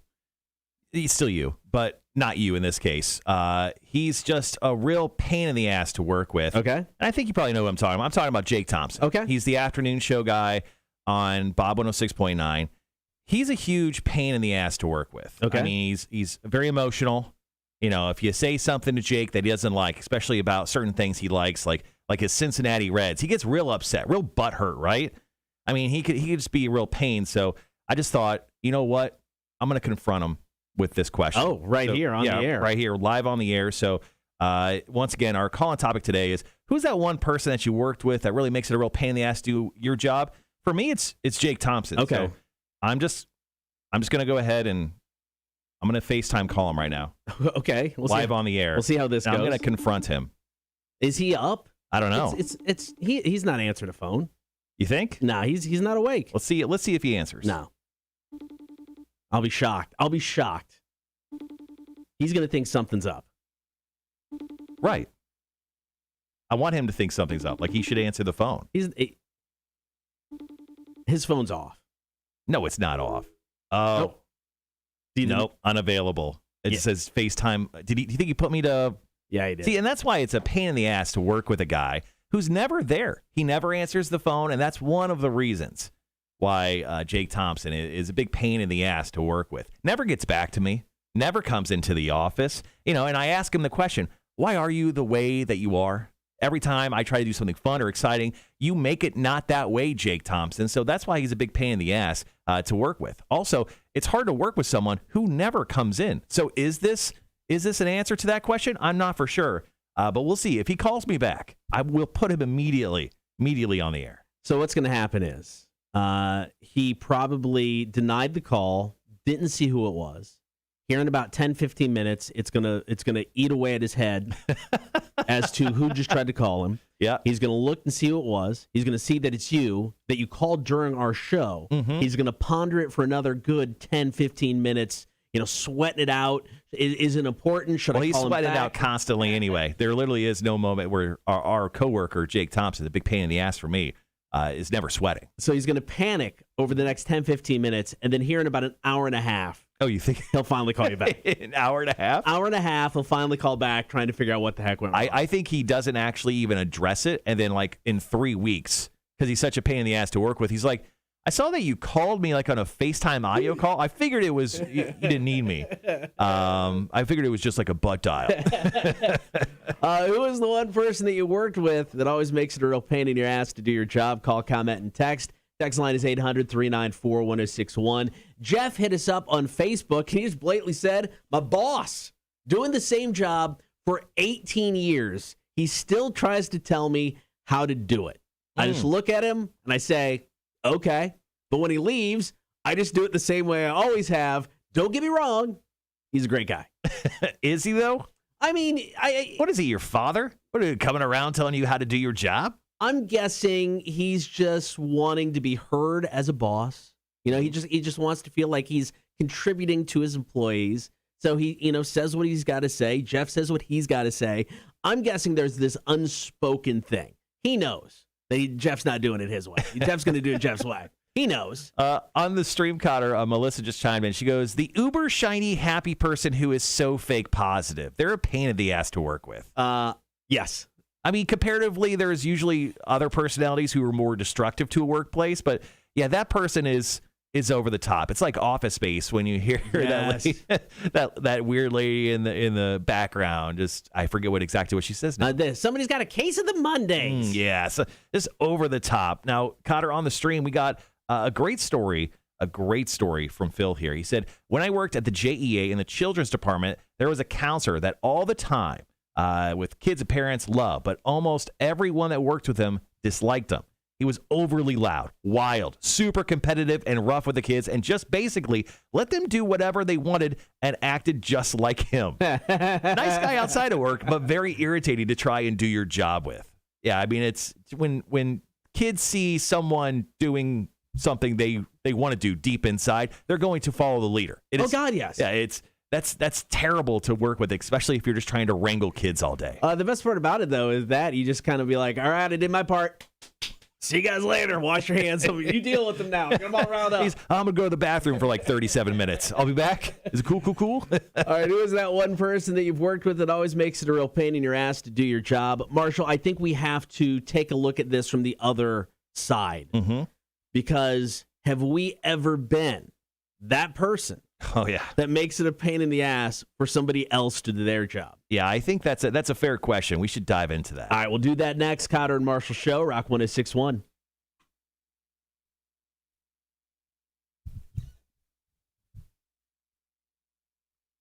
Rhett says, we had the leftover reheater at the office who reheats fish. Stinks the whole office up.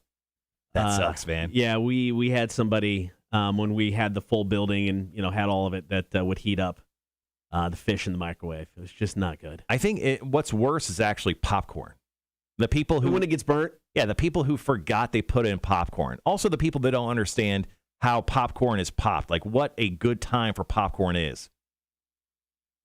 I'd much rather undershoot popcorn than overshoot. You gotta undercook popcorn, because if you overcook it, the whole thing's gone.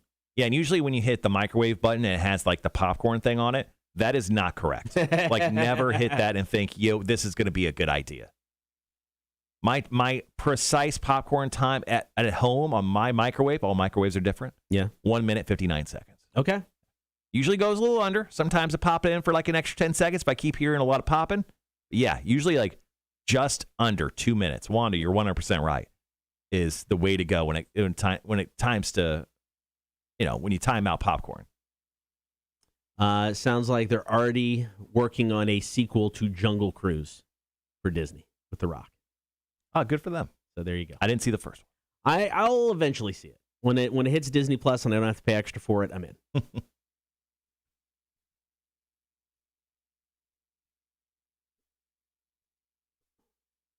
in. Speaking of movies, they are working on a fourth Expendables movie. Why? I don't know. Sylvester Stallone, Jason Statham, Randy Couture, Dolph Lundgren, plus new cast members, Megan Fox and 50 Cent. Wow. Really? Yep. Production starts this fall. Why do we need this? I don't think we need this. I don't know. An executive said, to keep it fun and fresh, we've added exciting new stars to join the veterans. Popcorn entertainment is guaranteed. I love how the executives are already saying, yeah, this thing sucks. I don't know if I've seen any of the Expendable movies. Yeah, I don't know if I've seen any of them. I've seen a couple of them. They seem like they'd just kind of be fun, mindless. Mm-hmm.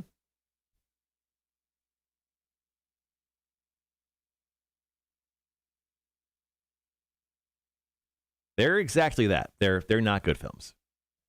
Sandy says, I like the first Expendables movie a lot, but after that, not so much. Yeah, they're not so great. Was Arnold in the first one, or was it just Sly? I think they got Arnold for the second one. He was in the second, yeah. Right?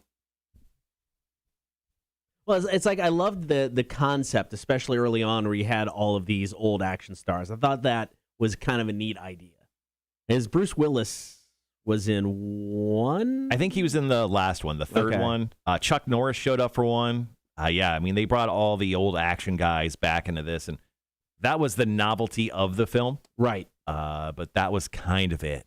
Well, I mean, no offense to Megan Fox and 50 Cent, but they aren't my first choice. You know what I mean? If you want to keep it mixed up a little bit and you want to keep bringing back, old action stars, I get it. That's kind of fun. But these would not be atop my list. Charles says Epix runs all three Expendables back to back to back several days and nights a week. Charles, I also saw your messaging saying that you accidentally messaged the chat instead of your daughter. So I'm guessing you're going to Pop Evil tonight, Charles?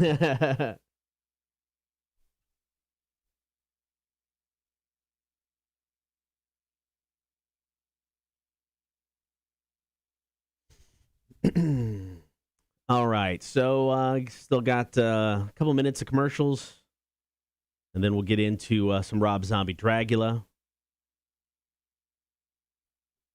and then we'll wrap up our call. And then we got Quizzed in the Face.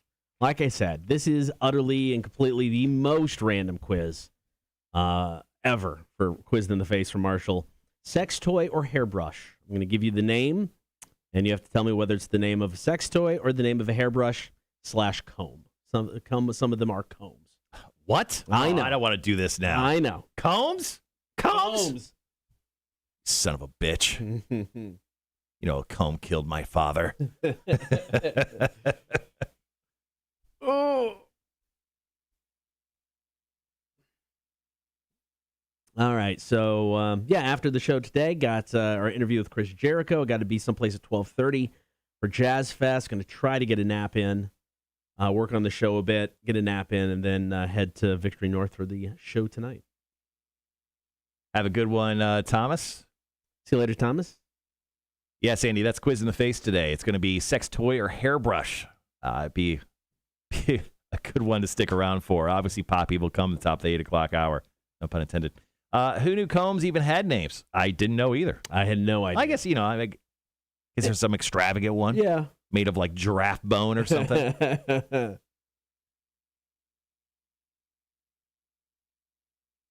So we'll get to that toward the end of the hour. All right, we got Rob Zombie's Dragula's coming up next.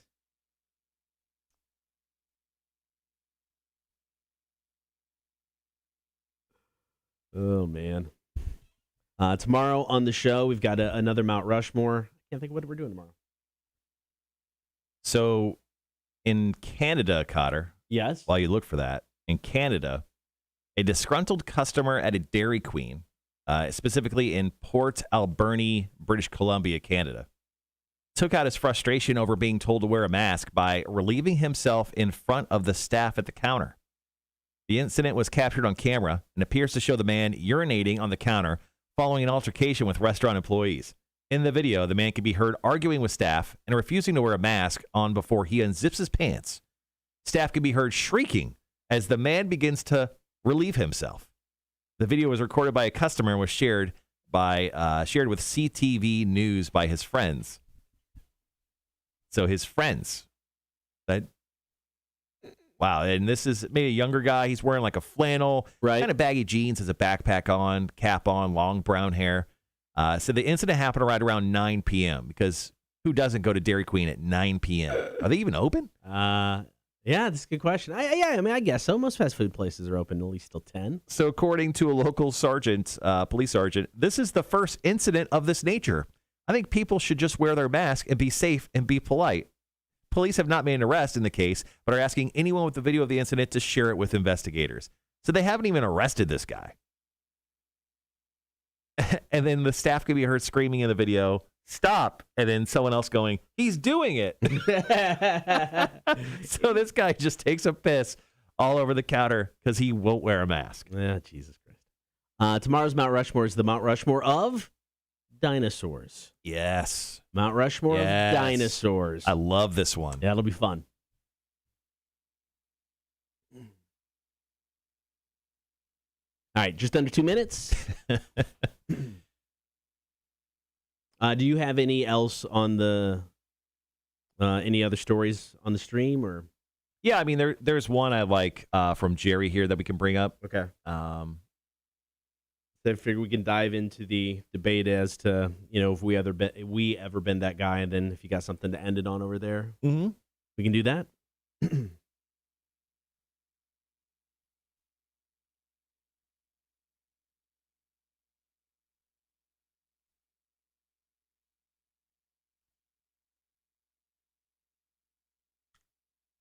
I can't imagine ever being so pissed off at someone telling me to wear a mask where I'm like, I'm going to take a piss all over your counter. I can't imagine being pissed off at anything, no pun intended, that much. I mean, he was so pissed off. He pissed on. Yeah. The counter. Rhett should also have a dinosaur named spelling bee to go along with Rushmore. Oh. That would be an interesting one. Those are two different things, though. One thing at a time, sir. Yeah, tomorrow's Mount Rushmore of dinosaurs should be good. I have proved that my spelling is less than stellar. I would be effed if it was a dinosaur spelling bee. So I guess that's a great thing to know for a future like quiz in the face. I just may make you do a spelling bee. I think you've done that before. It's been a long while though. All right, guys, got about 15. Be right back.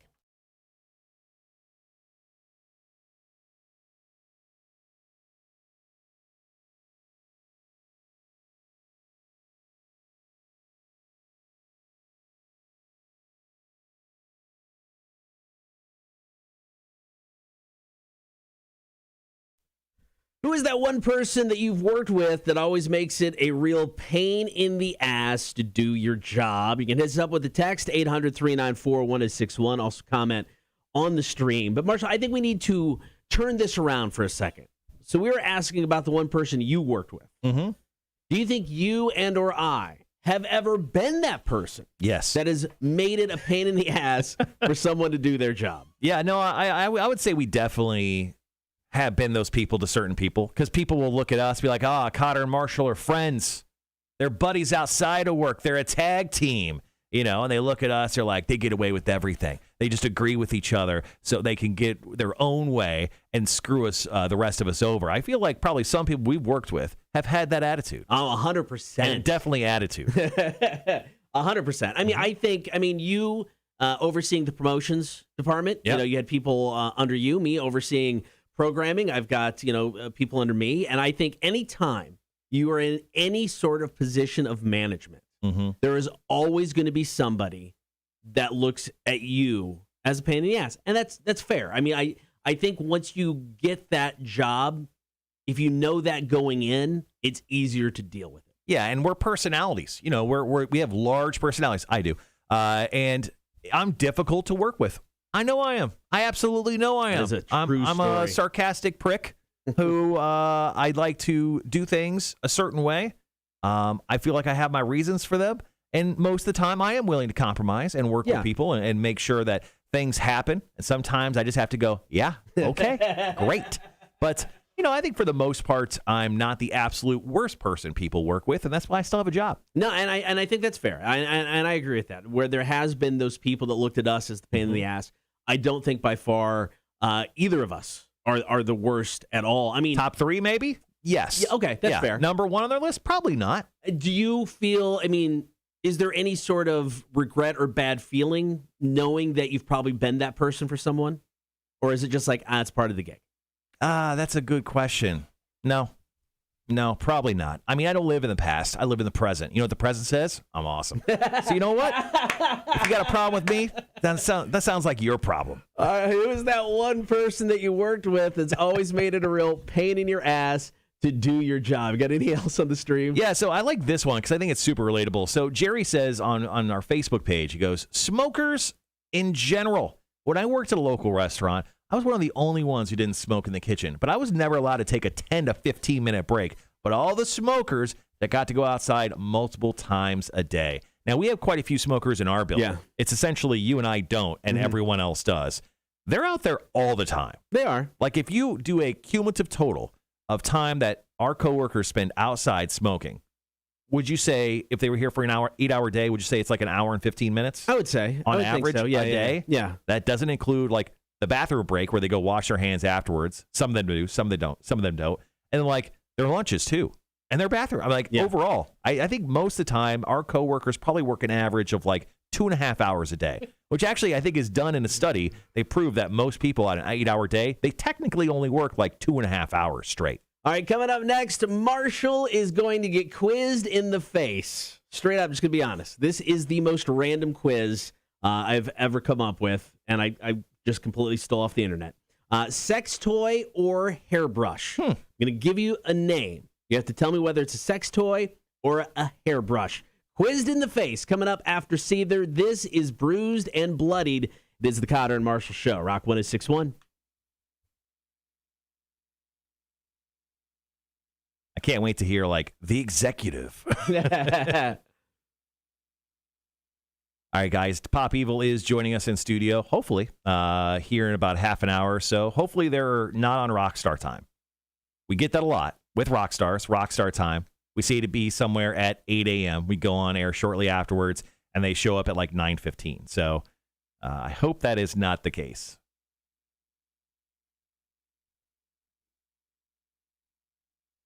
Wanda says, as a former smoker, I was guilty of frequently doing this. I read somewhere recently, I don't remember where it was, a story, and somebody had quit smoking, but they didn't tell anybody, so they could still go out on the smoke breaks, and they would just hang with all the other smokers, and they're like, I don't care. So they got away with it for a while, and just could be like, all right, gonna go outside. Yeah, what if you just bought like a stunt pack of cigarettes? Yeah. Or someone just gave you an empty pack of cigarettes that you just filled with nickels. Do they still have candy cigarettes? Would you get in trouble if you walked outside and smoked a candy cigarette? Still smoking. Charles says they only work 2.5 hours a day. Says the guys that work 4 hours a day. Whatever, pal. Go to Home Depot and take a shit. And then get locked in the bathroom. Dude, that's the dream. To work 4 hours a day. That's the dream. I worked from 5:30, let's even go later, 5:30 to 10:30 yesterday, so there's 5 hours. I ran and grabbed some lunch, went home, took a nap, and then I worked from 1:30 until 5:30. So there's another 4 hours. Yeah, I worked almost 10 hours yesterday. Yeah, it was yesterday was a long day. Smokers lost production. That's why it's beneficial to dip. Never have to leave the desk. I always love the dip bottles you find with the dudes who dip or who constantly have a chew in their mouth. Yeah. Never been a dip guy. I tried it once. Did not work out. I tried it once. Went to something called Boys State back in high school. It was like government, like the student president kind of stuff. So it was that sort of thing, and it was just basically you hung out for a weekend and did a bunch of stupid ass stuff. So I tried it there, and I had the cold sweats. I mean, at night laying in the bed, I felt like I was going to yak. I was just sweating. It was horrible. Yeah. Never again. Too much dip. Never again. All right, got about 30 seconds. Yeah, I dipped once, and it didn't turn out too well because I did puke afterwards. I think I swallowed some of the juices. But I was like, also, I think I tried it when I was like 15 or 16. Okay. All right, guys, 15 seconds. Be right back.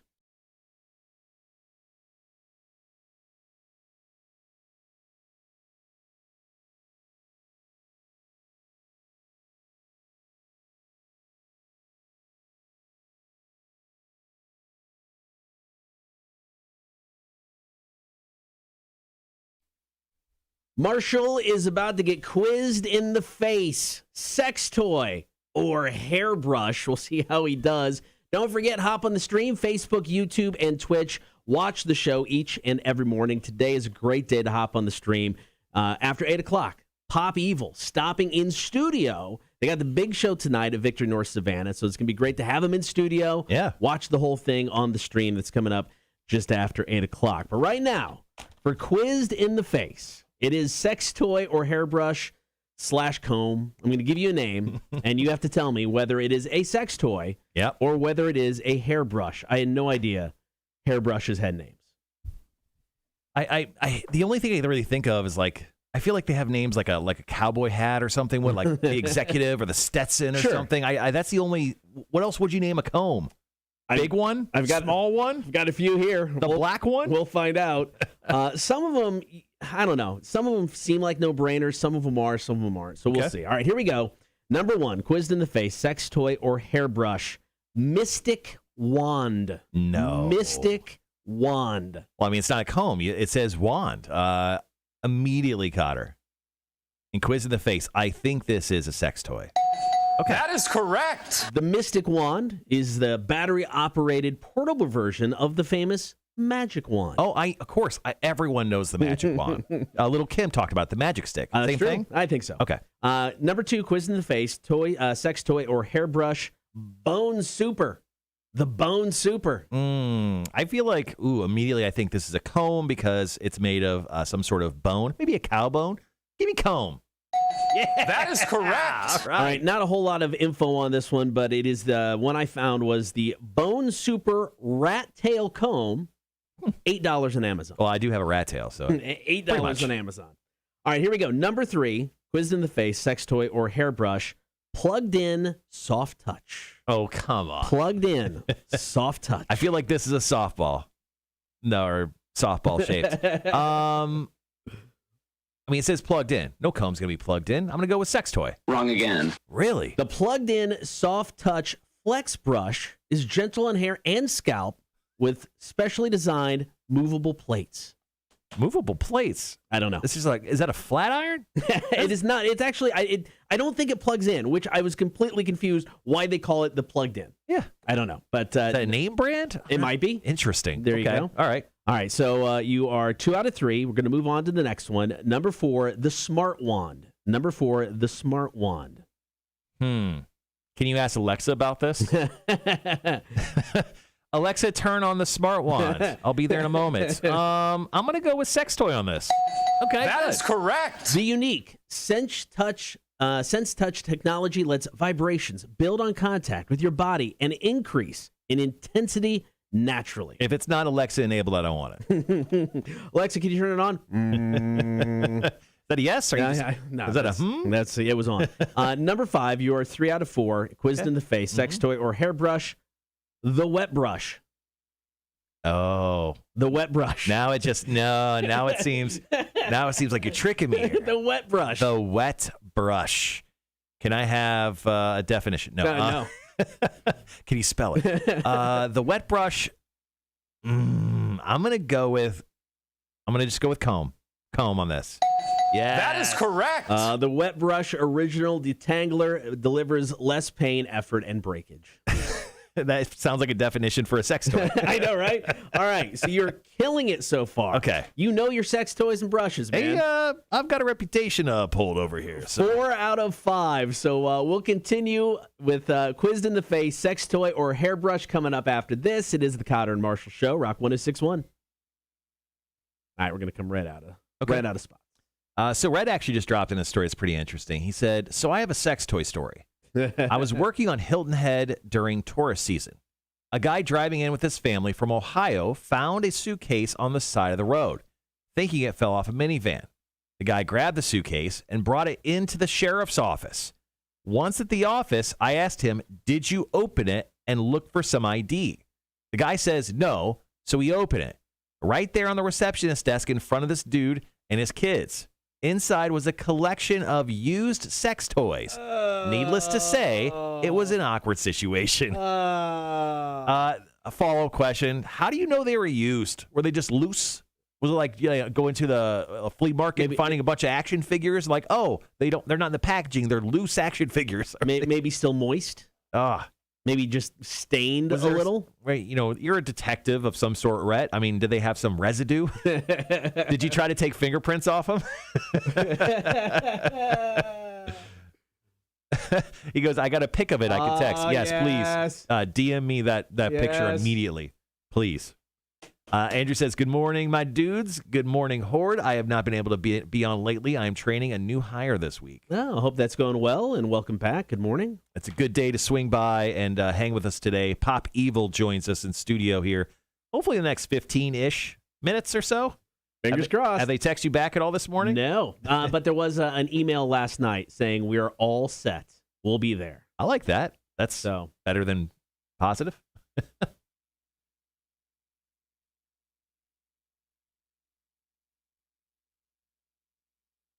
Let's see.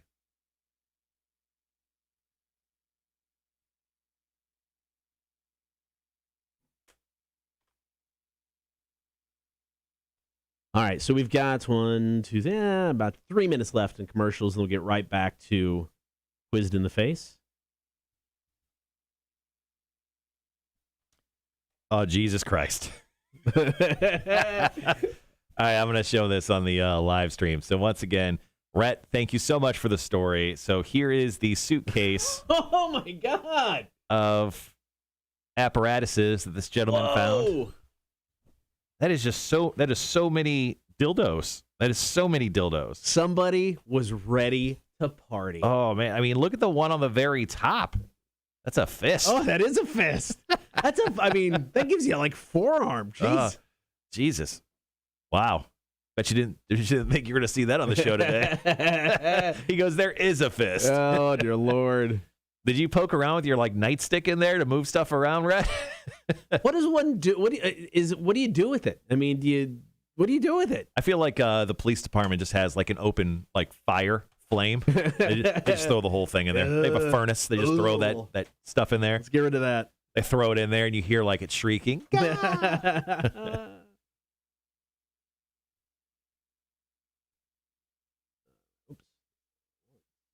And now you know how I knew it was used. Yep. Rhett, quick follow-up question. What did you do with it?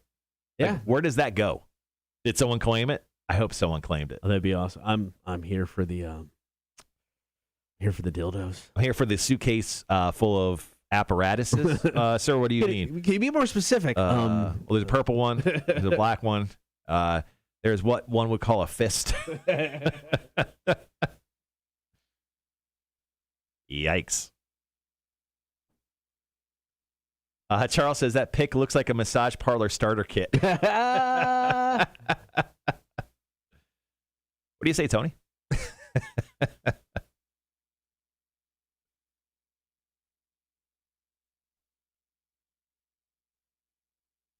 Checking our triple cam, make sure that works. Sadie says, during a move many years ago, my mom and boyfriend were helping me unload my car when I told my boyfriend to be very careful with a certain overnight bag. He deliberately dropped it, and one of my sex toys went rolling down the driveway. My mom didn't talk to me for 2 weeks.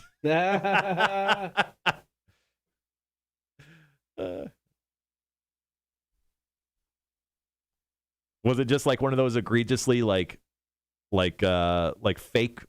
I mean, was it open?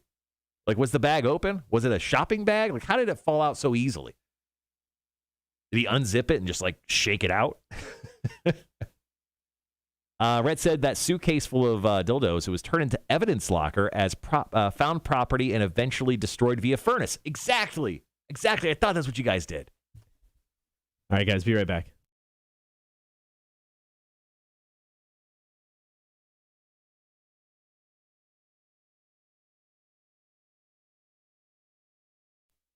Good morning. Thank you for hanging out on air and on the stream. Cotter and Marshall Show. Marshall killing quizzed in the face this morning. 4 out of 5 in the first half. Today's quizzed in the face. Sex toy or hairbrush.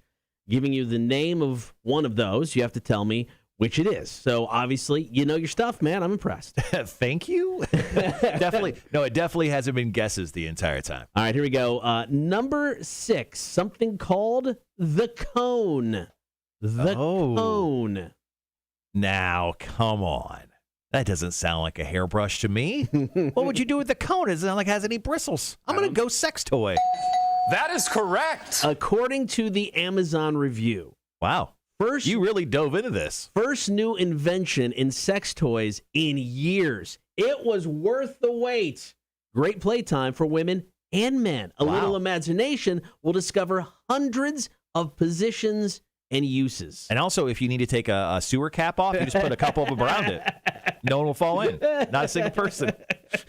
All right, number 7, sex toy or hairbrush. Amped up teasing. Amped up teasing. Oh, I mean, that's easy, right? That's a hairbrush. Okay. That is correct. The Cricut amped up teasing brush adds major volume to hair. Use this hairbrush for lifting hairs and updos. Wait, it's called the Cricut? It's the Cricut's the brand. Okay. If you would have said Cricut the brand, honestly, I probably would have went at sex toy. I get that. I think there's like a Cricut sex toy or something, right? Probably. Chirper, something? I don't know. All right. So I've seen Sunset Novelties billboards with it. All right, you're doing good. Here we go. Number 8, hot tools. Hot tools. Name of your sex tape. Hot tools. It seems a little too on the nose for sex. I'm going to go comb. Yeah, that is correct. The new one-step blowout detachable small head volumizer and hairdryer provides more styling capability and more effortless, beautiful looks. Wow. Hot tools. Hot tools. You are 7 out of 8. Wow, killing it today. All right. So here we go. Number 9, the Smile Maker. The Smile Maker. Wow. Not the name of your sex tape. Cotter, I'm going to have to go with a sex toy here. That is correct. Diving into the latest research. Indeed, diving. We have developed the best female vibrators to explore yourself. Oh, okay. Okay, all right. All right, so you are 8 out of 9. Final one, quizzed in the face. Right, sex toy or hairbrush. Let's go. Number 10, Little Wonder. The Little Wonder. This is interesting. You can go either way here. Maybe I it's know. one of those little tiny combs, like a little pocket comb, or maybe it's one of those switchblade combs. Right. You know, you always pop out and kind of like stab your friends with, having a good time. Little Wonder. Possibly your nickname. Okay. I'm gonna go sex toy. I feel. Yeah, sex toy. Why not? Final answer? Final answer. Wrong again. It is a hairbrush, 8 out of 10. The Little Wonder teasing brush and comb in one. Combination of boar bristles and nylon bristles. Boar bristles? Like they killed a boar for this comb? I guess. Those bastards. And improves styling control during back brushing. Wait, there's a front brushing? I've never, guess. Obviously, with my haircut, I've never done it. All right, so 8 out of 10. That was solid, man. That was solid stuff. All right, I got a text. It does look like we're going to get Pop Evil here in a few minutes. Good. They're waiting on an Uber, so we'll see you in a few. May not be right here at 8 o'clock. Okay. But they are going to be here this 8-ish, morning. rockstar time, bro. That's exactly what we're looking for. So Pop Evil on the stream, coming up after 8 o'clock. If you're not on the stream, check it out this morning, Facebook, YouTube, and Twitch. Cotter and Marshall Show, Rock 106.1.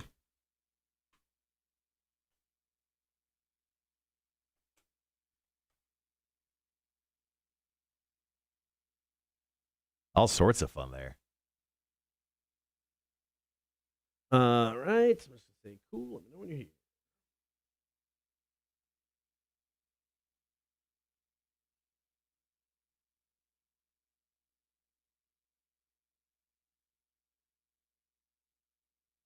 All right. Be right back.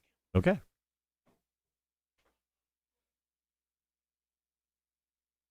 Hi, guys. Thanks for hanging around. Ryan says you guys should do vibrator power tool again. Probably will.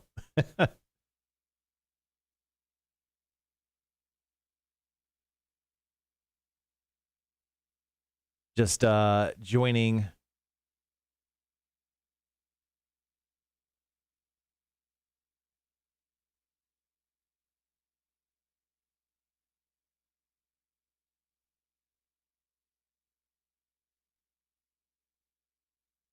I'm looking for some Pop Evil like fan pages to see if I can post our live interview in a few spots. Vibrator or power tool. Holy crap. That was from a few years ago. Mm-hmm. So we kind of got some crap for that from a client. Why is that? So we did that for Tool tickets. People had to guess whether it was power tool or a vibrator, giving away tickets for Tool. And we had a web graphic that it was just a couple vibrators. I mean, it wasn't like big veiny dicks. It was just vibrators, nothing too offensive. And a client we had at the time bought web ads. Okay. And I won't say the client, but they bought web ads. And their ad popped up like right above a bunch of vibrators. And they did not like it at all. What's wrong with that? I'm like, we're a rock station, right, guys? This is we're a rock station. So I think I had to redo the graphic. I think they made me redo the graphic. Oh, okay. But no, I remember that. That was a fun little game. Sandy says, just tell me where Pop Evil is, and I'll go pick them up and deliver them to you, no charge. I bet you would. Mama Cita, were you on when we talked about we're Zooming an interview with Chris Jericho today? Yeah, I think she saw it on my Facebook on your page yesterday. Okay, cool.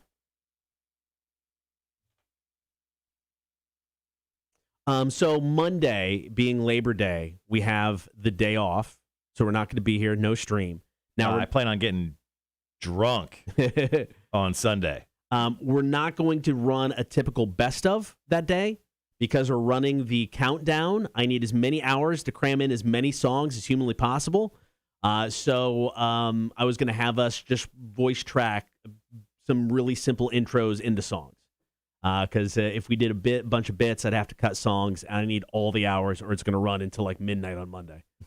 So it'll not be a typical best of on Monday. It'll just kind of be all about the countdown. Okay. So, which I still have to finish. I'm really behind.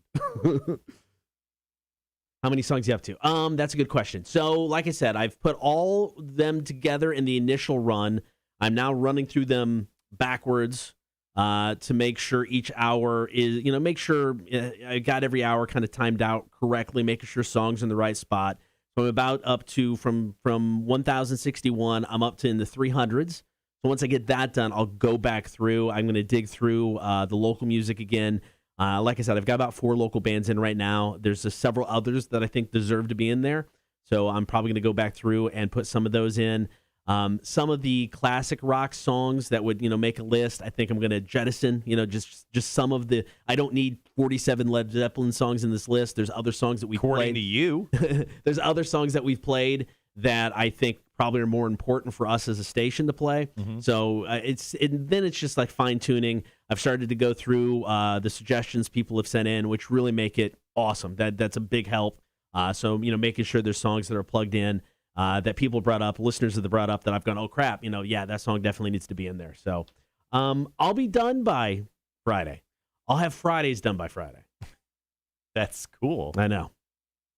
And you've only been working on this for weeks. With everything going on, with the morning show and stuff like that, it's really tough. Because, I can sit there and spend 4 hours on it, and then I get nothing else done. So it is really, it's a little bit bigger of an undertaking. Because, I went back and looked. I think the last time we did this, because we did this like 3 or 4 years in a row around Thanksgiving, we did the Rock 1000.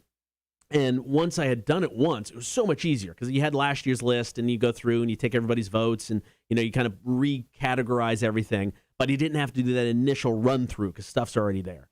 So I think we may do this again just because for my own shits and giggles, I find it enjoyable. I hope listeners enjoy it. So we may do it again. And if we do it again next year, it won't be as time consuming.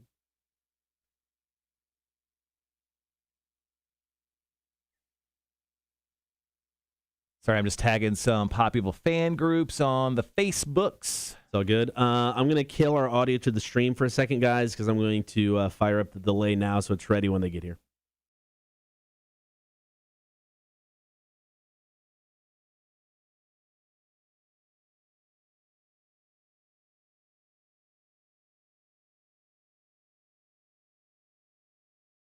All right, we should be there now and not in the air.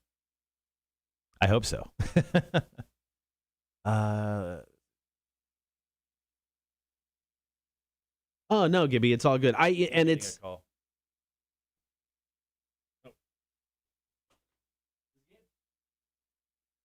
guys.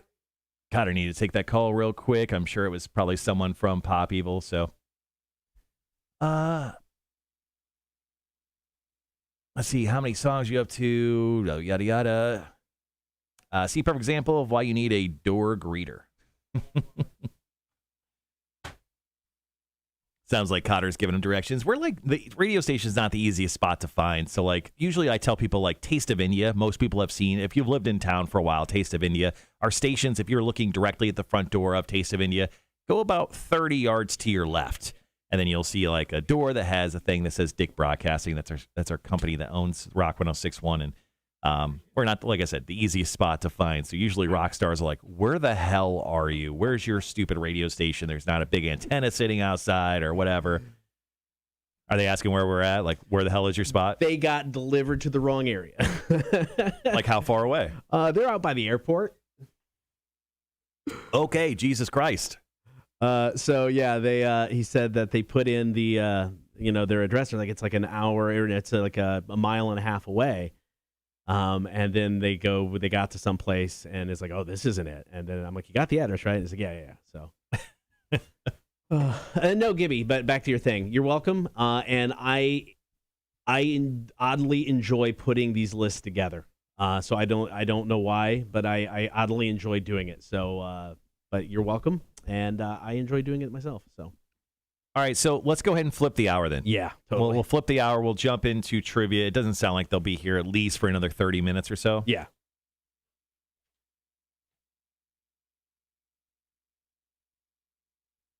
All right, so guys, coming up here in a minute and a half, we're going to jump right into, do you want to do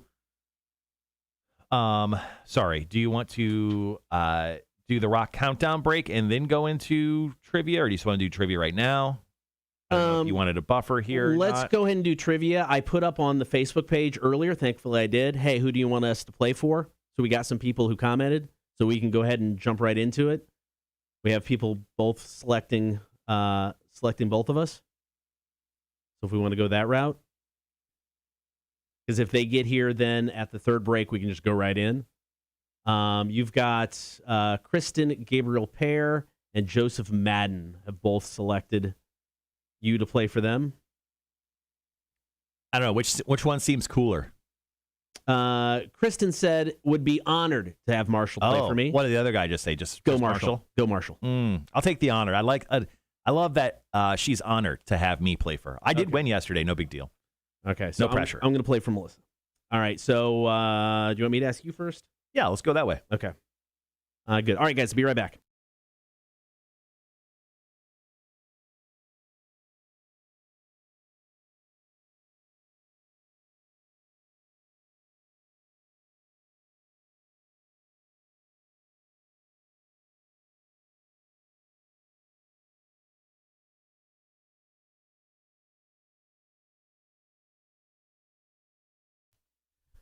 All right, good morning. Thank you for hanging out. Cotter and Marshall Show. Pop Evil on their way. They're en route to the studio as we speak. They're going to be here shortly. So we're going to get to Pop Evil this hour. Get on the stream. Check out the interview.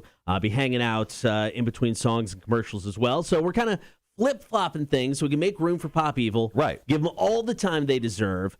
So we're going to jump right in to Are You Smarter Than a Community College Dropout? Trivia. It is brought to you by the Savannah Bar Crawl. Now, unfortunately, phone line's a little weird, so we threw it out on Facebook.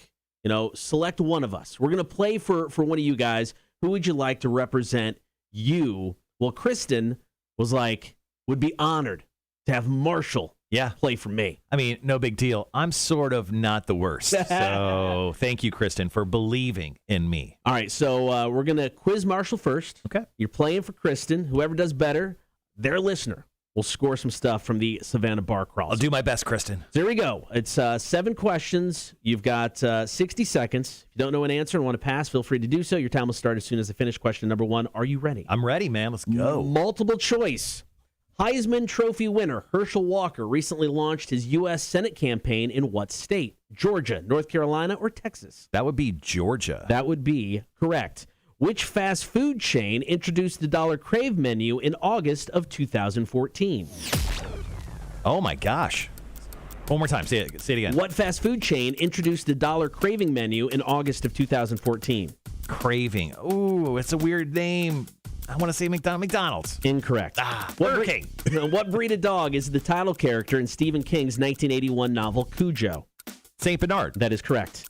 Money, family, ducks was a tagline for what A&E reality series about the Robertson family? Oh, I didn't like it or watch it ever. Pass. Okay. From 1988 to 2001, characters from The Simpsons appeared in commercials for what candy bar? Butterfinger. That is correct. What country has the most natural lakes? Oh, what country? Yes. Canada. That is correct. Oh, nice. 5 seconds. Rocky is the official mascot of what NBA team?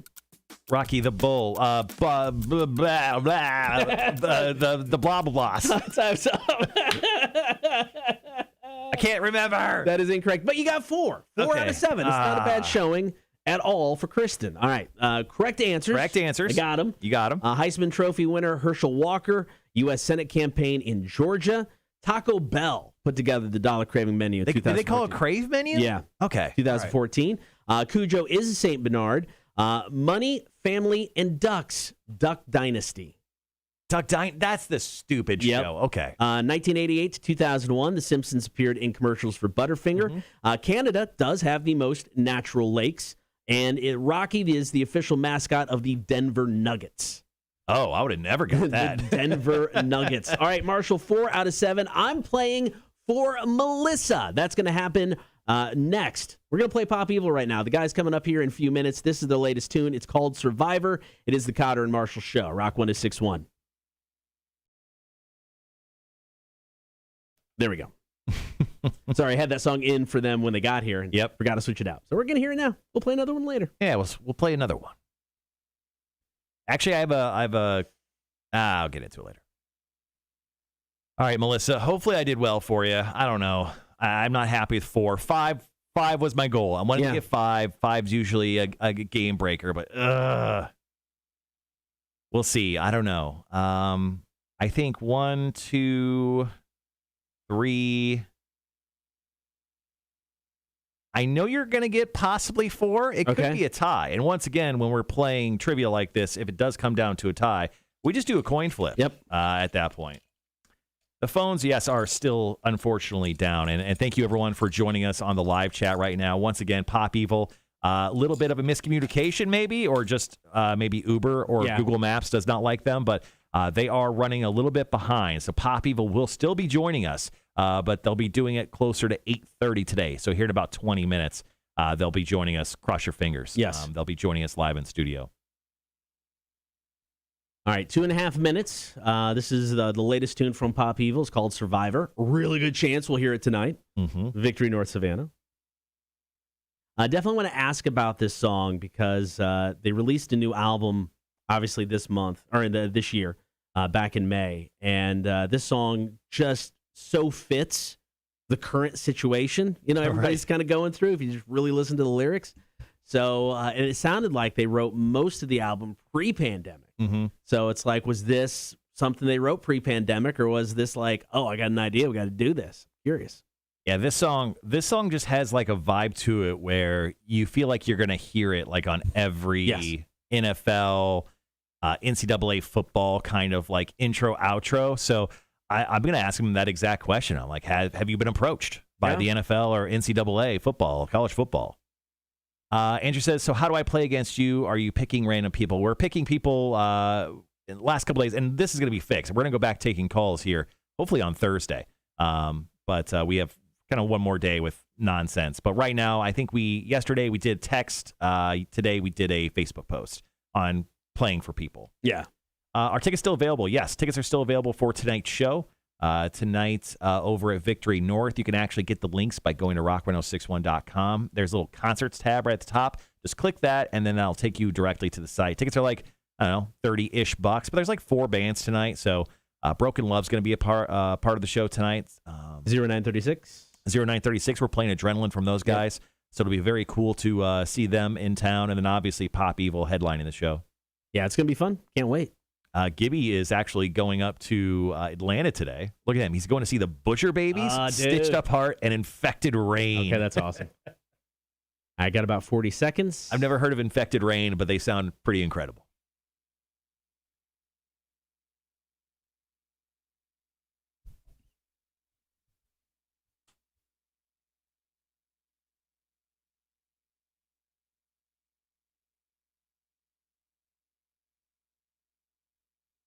All right, guys, got about 15. We'll be right back.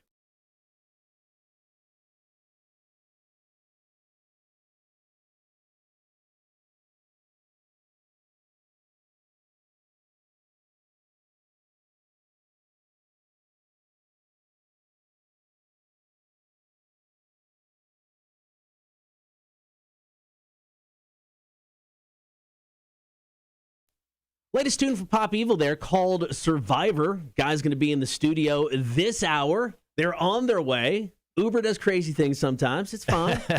Maps are hard. I can't wait to chat it up with the guys. Been years. They played a Halloween show for us.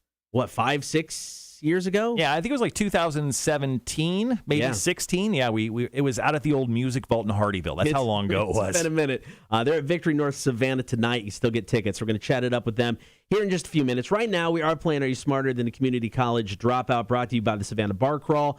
Marshall, you played for Christian. You've got 4 out of 7. I am playing for Melissa, trying to outdo your 4. To pick up the win for her. And if, of course, that person gets the win, they're going to score themselves some tickets to the Savannah Bar Crawl, Tailgate Bar Crawl. It's this coming Saturday, Cotter. This thing is awesome. You check in at Stafford's Bar. You hit up a bunch of bars. Of course, big first weekend of college football. The Bulldogs taking on Clemson. You can be downtown, have some drinks, yucking it up with all your pals. That's right. We're going to hook the person that does the best, well, between the two of us, with some passes to that. So, Cotter, are you smarter than a community college dropout trivia? 7 questions, 60 seconds. Are you ready? Let's do it. All right. Your time will begin after I ask the first question. There is a couple multiple choice questions there. I'll try to remind you of which ones they are, but probably not. Okay. All right, here we go. Question number 1. What is the capital of the U.S. state of Oklahoma? It's Oklahoma City. That is correct. Question number 2, multiple choice. Which Mario character has appeared in all but one Mario Party game? Is it Wario, Waluigi, or Toad? Oh, Toad. Incorrect. Question number 3. In the TV show The Simpsons, who shot Mr. Burns? Maggie. That is correct. Question number 4 is multiple choice. During which century did Norsemen discover and settle in Greenland? The 9th, 10th, or 11th century? It goes to 11th century. That is incorrect. Question number 5. Who does Emma Watson play in the Harry Potter films? Hermione Granger. That is correct. Question number 6. What flavor was Twinkie's original filling? Strawberry. Incorrect. And question number 7. For the tie, who wrote the book A Brief History of Time in 1988? Stephen Hawking. That is correct. Cotter, you got 4 out of 7. That means we have ourselves a little draw. All right, so we got a standoff. All right, so here's the deal. In the event that this happened, which we knew would happen, because once again, are you smarter than a community college dropout? Probably not. But are we smarter than each other? No. No. That is blatantly clear. We're just going to flip the coin. So, Cotter, out of respect for you, because you actually did come in on the second half of that game, tying me, I'm going to let you call it in the air. Okay. For Melissa's win. Ooh, Melissa, I'm so sorry. Go ahead and call it in the air. Heads. It is heads. Melissa! Yeah! You get the win via coin flip. Oh, I'm sorry, Kristen. You know what? Let's hook Kristen up too. I like it. Let's hook you both up. We're so dumb. We're so dumb. We deserve this. You deserve this. But you should scold us for being so dumb. All right, so you're both scoring some passes. It is the Savannah Bar Crawl. We're back tomorrow with more Are You Smarter Than Community College Dropout trivia. Will the phones be fixed? I don't know. I'm gonna say no. No, they're not gonna be fixed by tomorrow. It'll be fine. We go over correct answers? Yeah, absolutely. So, what is the capital of Oklahoma? It is Oklahoma City. Which Mario character appeared in all but one Mario Party game? That would be Wario. Okay. Wario. Question number 3 in the TV show The Simpsons. Who shot Mr. Burns? That's Maggie. During which century did the Norsemen discover and settle in Greenland? That would be the 10th century. And, of course, question number 5. Who does Emma Watson play in the Harry Potter films? Hermione. Question 6. What flavor was Twinkie's original filling? Banana. And question number 7. Who wrote the book A Brief History of Time in 1988? Stephen Hawking. I'm so glad Twinkie decided to move away from that disgusting garbage. I miss it. Ugh, horrible. All right, coming up, we will have Pop Evil in studio. They are on the way. Get on that stream if you can. Facebook, YouTube, and Twitch. It is the Cotter and Marshall Show. Rock 106.1. All right. Want me to message them, and what do we need? An email? Say it again? Yeah. Message them and ask for, the email address and full name, which we probably already have, but ask and send both. Sandy, I got your message. I'll see what I could do there. So I was watching on Netflix a brand new series called Brand New Cherry Flavor. So Mac just commented. She goes, Marshall, did you finish BBCF? Which could stand for something quite different than Brand New Cherry Flavor. But to clear it up, no, I actually have never seen BBCF. But when it comes to Brand New Cherry Flavor, yes, I did finish it. I thought the season finale was weak, a little weak. I think you even commented that it was. But overall, I really liked the series. And they set it up for a sequel series. So I hope it actually gets one. I think it's really good. All right, those are sent. Sean said, how are your Korean barbecue chips, Mac? On a side note, I've ate all of mine. So mine are all gone. Got home, and I brought the chips into the house. And Dana was like, what's that? And I checked just to make sure there wasn't, some sort of meat product in it. Looked legit. So I'm like, you have to try these. Yeah.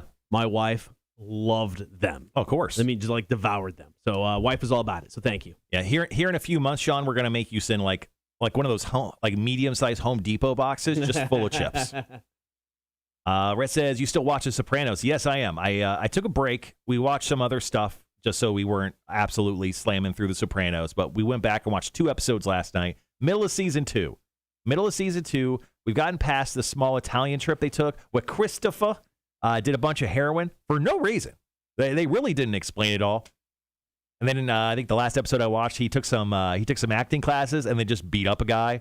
But then he cried earlier in the episode because they did a scene about killing a guy, and I think it hit a little too close to home for him, And then they're doing some illegal poker games. I don't know. Things are definitely amping up here in season 2. And I know everyone dies. Don't ruin it for me.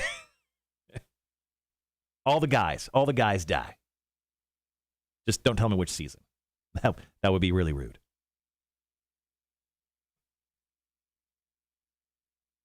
All right, guys, kind of crossing our fingers that Pop Evil makes their way in sooner than later so we can get them on the air. We'd love to spend some time with them talking about, obviously, the show tonight.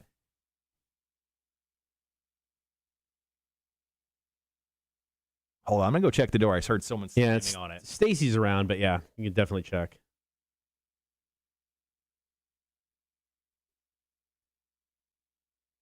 All right, guys. Oh, big stretch.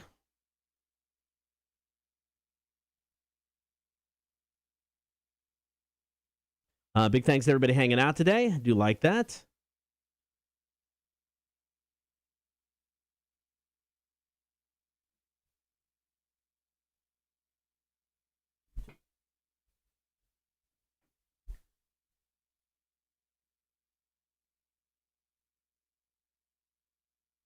It was just Stacy.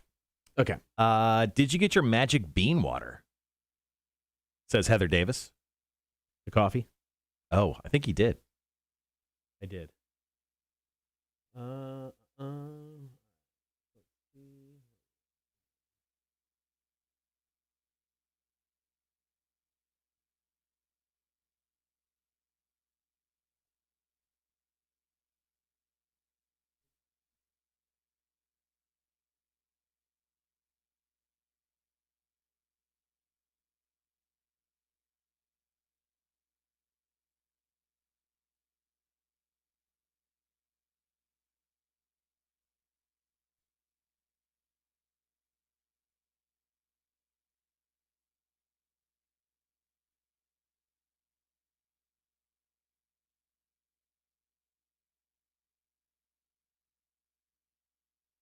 All right, got that. Just waiting on one other. Kristen sent her email. Oh, cool.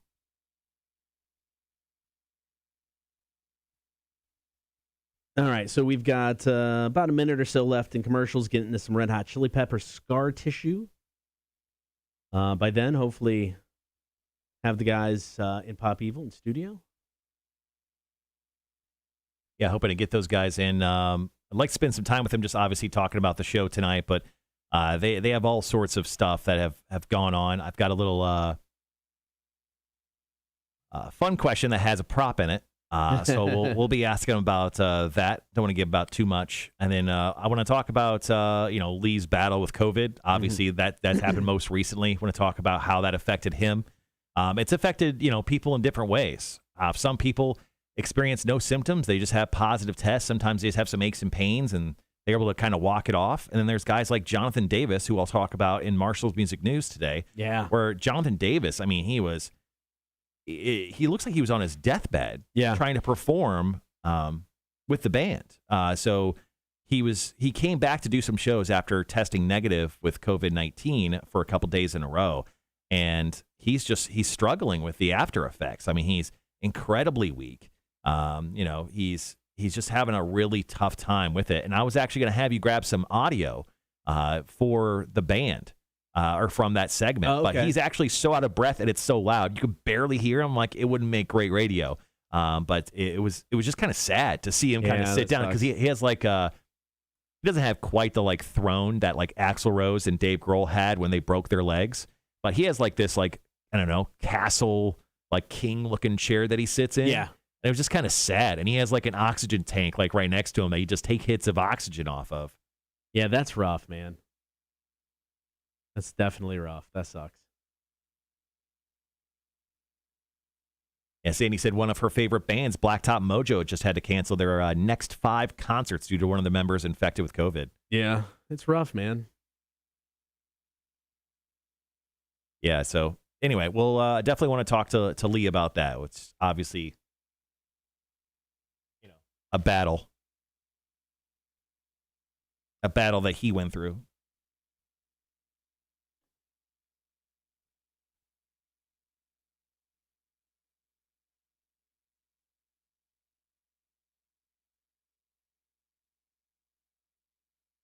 All right, both of those emails are to you. Cool, thanks. All right, got about a minute and a half. All right, guys, once again, Pop Evil running a little bit late, a little bit of a situation. But hopefully they'll be coming in studio here in just a little bit. Going to talk about the Rock 1061 20th anniversary countdown happening this weekend, Labor Day weekend. Yes, sir.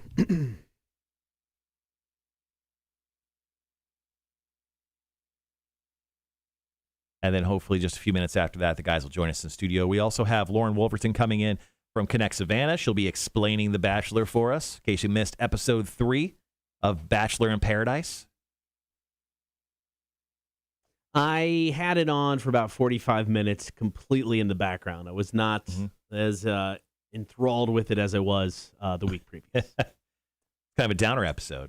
Demi was just a much more interesting character than the two dudes they brought out. One of the guys' name is Chasen. Chasen. Is that a name? Yeah, it's something. Yeah, I think, what was it? I think there was a guy named Ted on there last night. Grocery store Ted, maybe? I did some research. Grocery store Joe? Maybe that's it. He's been there since episode 1. Yeah, he was featured quite a bit last night. Yeah. Bachelor in Paradise trending number 1 for a couple hours last night on Twitter. All right, guys. Still loving that show. We'll be right back.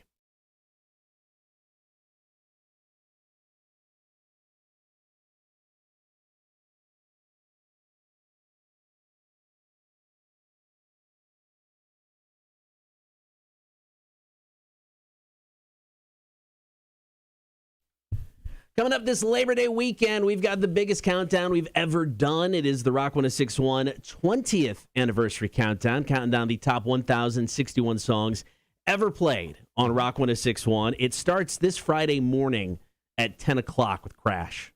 10 a.m.? 10 a.m. Friday morning. So I think when you decided you were going to do a 1,061 song playlist, you thought probably, that's going to be a lot easier than I thought. And then after hearing you talk about it, I feel like it's become such a huge undertaking that you're kind of like Will Arnett from Arrested Development. You're like, I've made a huge mistake. No, here's the thing, though. I enjoy thoroughly putting this kind of stuff together. The radio nerd side of me, music fan inside of me, I love doing this.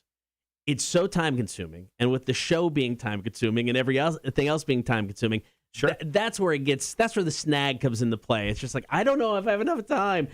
It will be done by this weekend. Right, by the hour. It may be done right at like 9:30 on Friday, but it will be done. But it's going to be a lot of fun, man. Top 1,061 songs we've ever played. So that starts Friday, and probably we don't exactly know when it's going to end, but I'm guessing, let's just say Monday around 5 p.m.-ish. It'll be in the 5 to 6 o'clock hour when we hit number 1. So, okay. Yeah, big thanks to everybody who has submitted songs. It is a big help. We will have some local bands included in the countdown. Souls Harbor is a part of it? Souls Harbor, man. When I first got here 12 years ago, I asked, what's the local music scene line? Everybody's like, Souls Harbor. They were such a big part of this station. Yes, definitely included.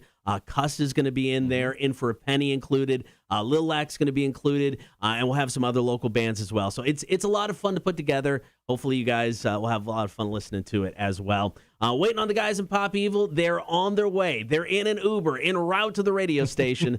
So be sure to jump on that stream if you can. They're going to be in studio here shortly. Let's roll out some Fozzy. This is the latest from Chris Jericho and his band. This is Sane, Cotter and Marshall Show, Rock 1061.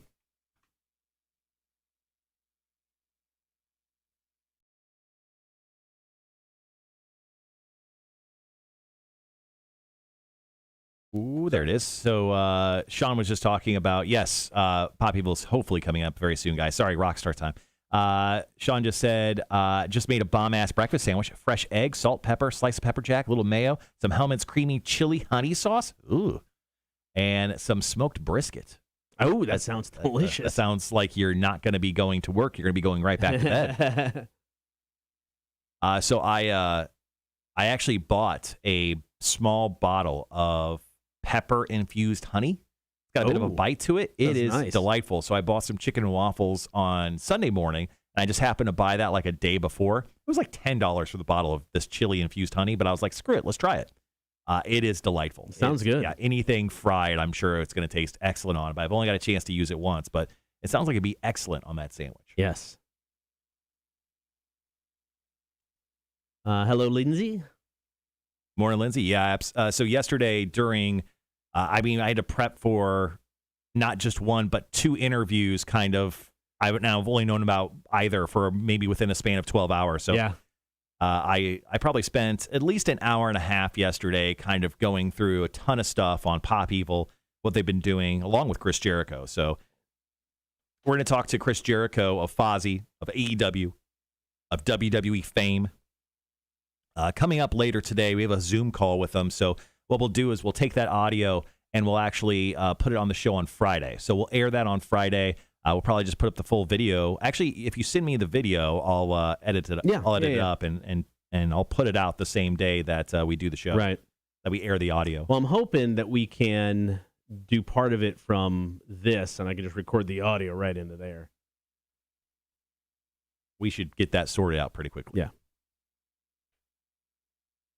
All right, we got about 90 seconds. Or here, let's play another song. We're waiting. Let's play another song.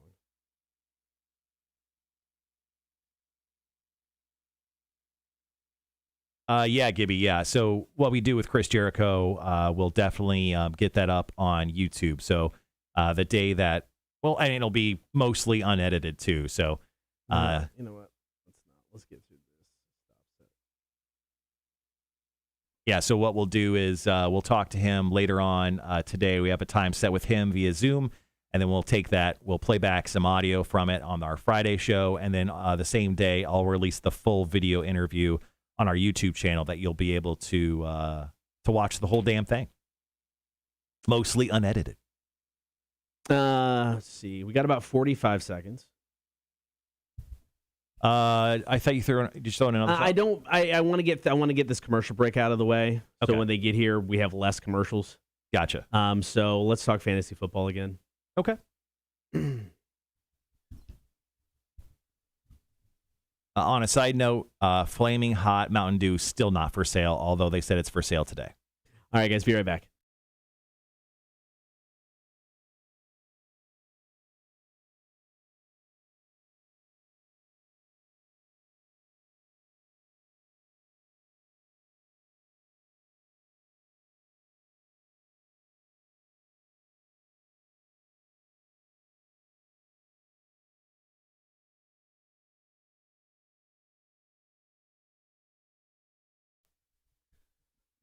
Super Psych Football is back. We're going to have the big guy on each and every week. That starts on September 9th, the first night of Thursday Night Football. He's going to join us in the 9 o'clock hour. I gave him the option. I'm like, dude, 8 o'clock, 9 o'clock. It's up to you. His response was just 9. That's all I got. What do you think he was going to say? No, I'll wake up earlier? Big guy's not about that life. Big guy's as late as... If he could come on at 9:59, Big guy would be like, 9:59, please. So we'll have the big guy breaking down each and every week of the NFL, as always. Also, Cotter and Marshall, Fantasy Football League is back. 10 spots to fill, and you can still get in on this action. 10? 12. Don't cut them short, Cotter. Sorry. Yeah, we have 12 spots to fill. So if you want to be part of the Cotter and Marshall Fantasy Football League, your chance at winning the very first pair of Welcome to Rockville 2022 passes that we'll give away, then you need to sign up for your chance and then obviously be very good at fantasy football. Yes. Or just lucky. I'm very lucky in fantasy football. You were aggressively lucky for a man who knows nothing about football. Last season, we didn't have the our league, but it was in a separate league. I did surprisingly well. You did until I beat you for the championship. I wasn't going to go there. No, I wasn't going to either. There was no need to bring that up. I mean, I just wanted to bring up facts. You know what I mean? I'm very factual. All right, the guys in Pop Evil on their way to the studio in an Uber this morning. As soon as they get here, they're going to be on the stream. They're going to be on the air, getting ready for the big show tonight. Victory North Savannah. Tickets still on sale. Get all the details at rock1061.com. Cotter and Marshall Show, Rock 1061.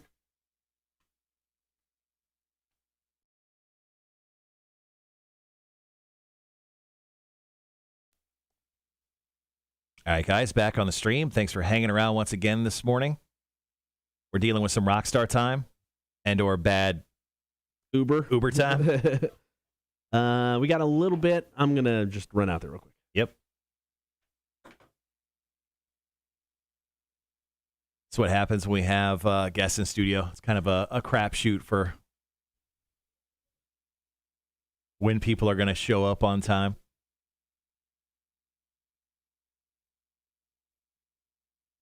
Sean says, I want to get the nugget honey from First We Feast. That actually sounds delicious. Is that just available, or is it like only available at a certain time for like 2 minutes? Kind of like the spicy Mountain Dew that I can't buy currently. Gibby says, I'm worried about the research and marketing team for Mountain Dew. I'm worried for them if they don't put their stupid soda on sale anytime soon. I'm guessing they're waiting for West Coasters. So I'm guessing they're probably going to push the release maybe 11, maybe 10, maybe noon. I don't know. Red says, ask Chris Jericho about his cameo in the MacGruber movie or when he lost in celebrity duets with Simon Cowell. Or Simon Crow? Cowell? Yeah. And that stuff's available? Cool.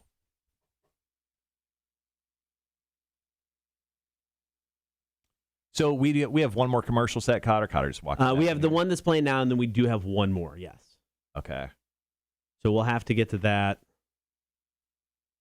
Yeah, this is gonna be cutting it tight with the 9 o'clock hour. Come on, Pop Evil. So we may even have to push Lauren down a little bit. I think she'll understand. Yeah. Sandy says, I'm unable to make the Pop Evil concert tonight, but I have seen them a handful of times when I lived in Maryland, and they are one of the best live concerts I've ever attended, hands down, and of course, Fozzy as well. 2 minutes away. 2 minutes away. Oh, they're 2 minutes away? Yes. Okay, cool. How much commercial time do we have? Several minutes of commercials, and I'm going to play a song. So throw in like Blur song too, so we have as much time as we can as possible with them. Volbeat's "Wait a Minute, My Girl." Yeah, same thing. It's the equivalent of Blur song too. So we got 1, 2. We got like 4 minutes. Yeah.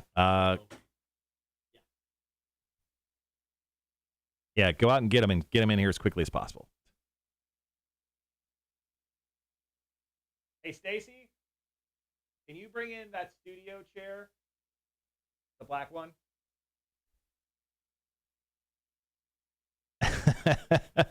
I know, Sandy. Hindsight's 20/20.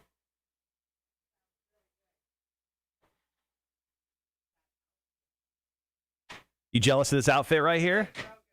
Are you you're giving me crap about my outfit? You have green hair and a cheetah print top. And jorts on. You got jorts on.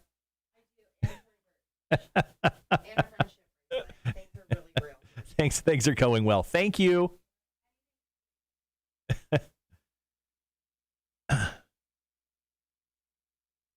Gibby says, I bet you'd be so heartbroken if you couldn't discuss The Bachelor. Actually, I love talking The Bachelor. I don't understand any of it. But the thing is, like, a lot of us have wives that make us watch this, and sometimes we get lost in the bathroom when it's on. So it's good to know these types of things, guys. Look, you can talk crap about The Bachelor all you want. It's the #1 show on Monday nights. Bigger than wrestling, bigger than anything else. People love The Bachelor. So, and also, I get to hang out with Lauren Wolverton.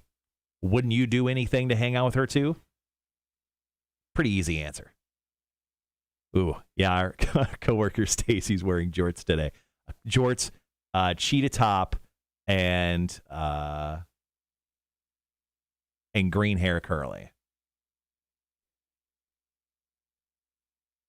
I do have a mullet.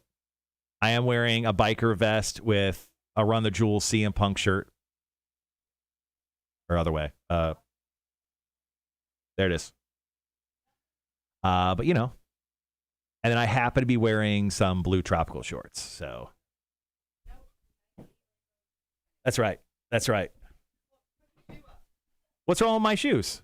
I'm just wearing. What do you mean? I'm wearing black tennis shoes with a black t-shirt with like a blue tropical shorts on. Yours goes together?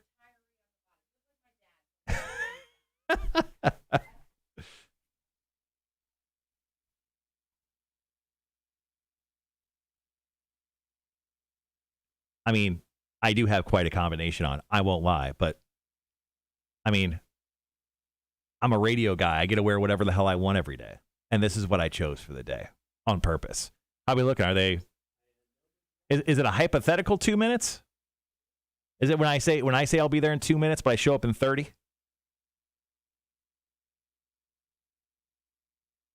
I wore my concert outfit to work. Black dress, black tights, black boots. Nice, Lindsay. Love it. Rhett says, you got Walking Dead Daryl angel wings in the back of your vest? I don't. But maybe one day. Maybe one day we'll work into that. Uh-oh, the guys just arrived. I just heard him.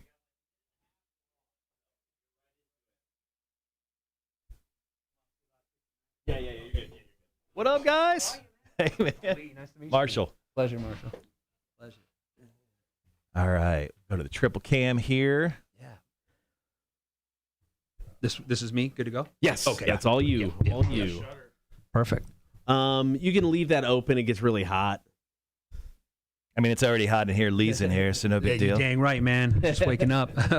Lee, I have a question for you before we even jump on the air. Of course, man. Your last name. Kakati. Kakati. Like karate with a K. Yes, I Bam. love it. You I got love it. We had a discussion about this. Kakati? Kakati? Yeah, I get all of it. All good. Yeah. I don't get offended. All good. Well, thanks for coming in this morning. Yeah, man. I'm so stoked to be back in town and just keep building a relationship here. I think it's my first time to the station, right? So Yeah, it's first time at the station. Very cool. Last time you guys were here, we were trying to figure out 6 years ago. We played out like Hardyville, South Carolina. It was It was a Halloween show we did. Yeah, we dressed up as the guy from Dumb and Dumber. So Yes. Dude, that's awesome. I love it. I love that. All right, so people are roasting me right now because of my outfit. Lee, what do you think? I think you look awesome. I mean, right, the so shorts like add a little. Yeah. It shows you want to party, Right. man. Yeah. I mean, it is 100 degree out there. Yeah, but here's the thing. I'm in a hot, small little room, all 4 hours straight, and then I got to look my best. Rockstar, man. You just put up. it on, dude. It's how you rock it. You got it. You got it. All right, guys, be right back.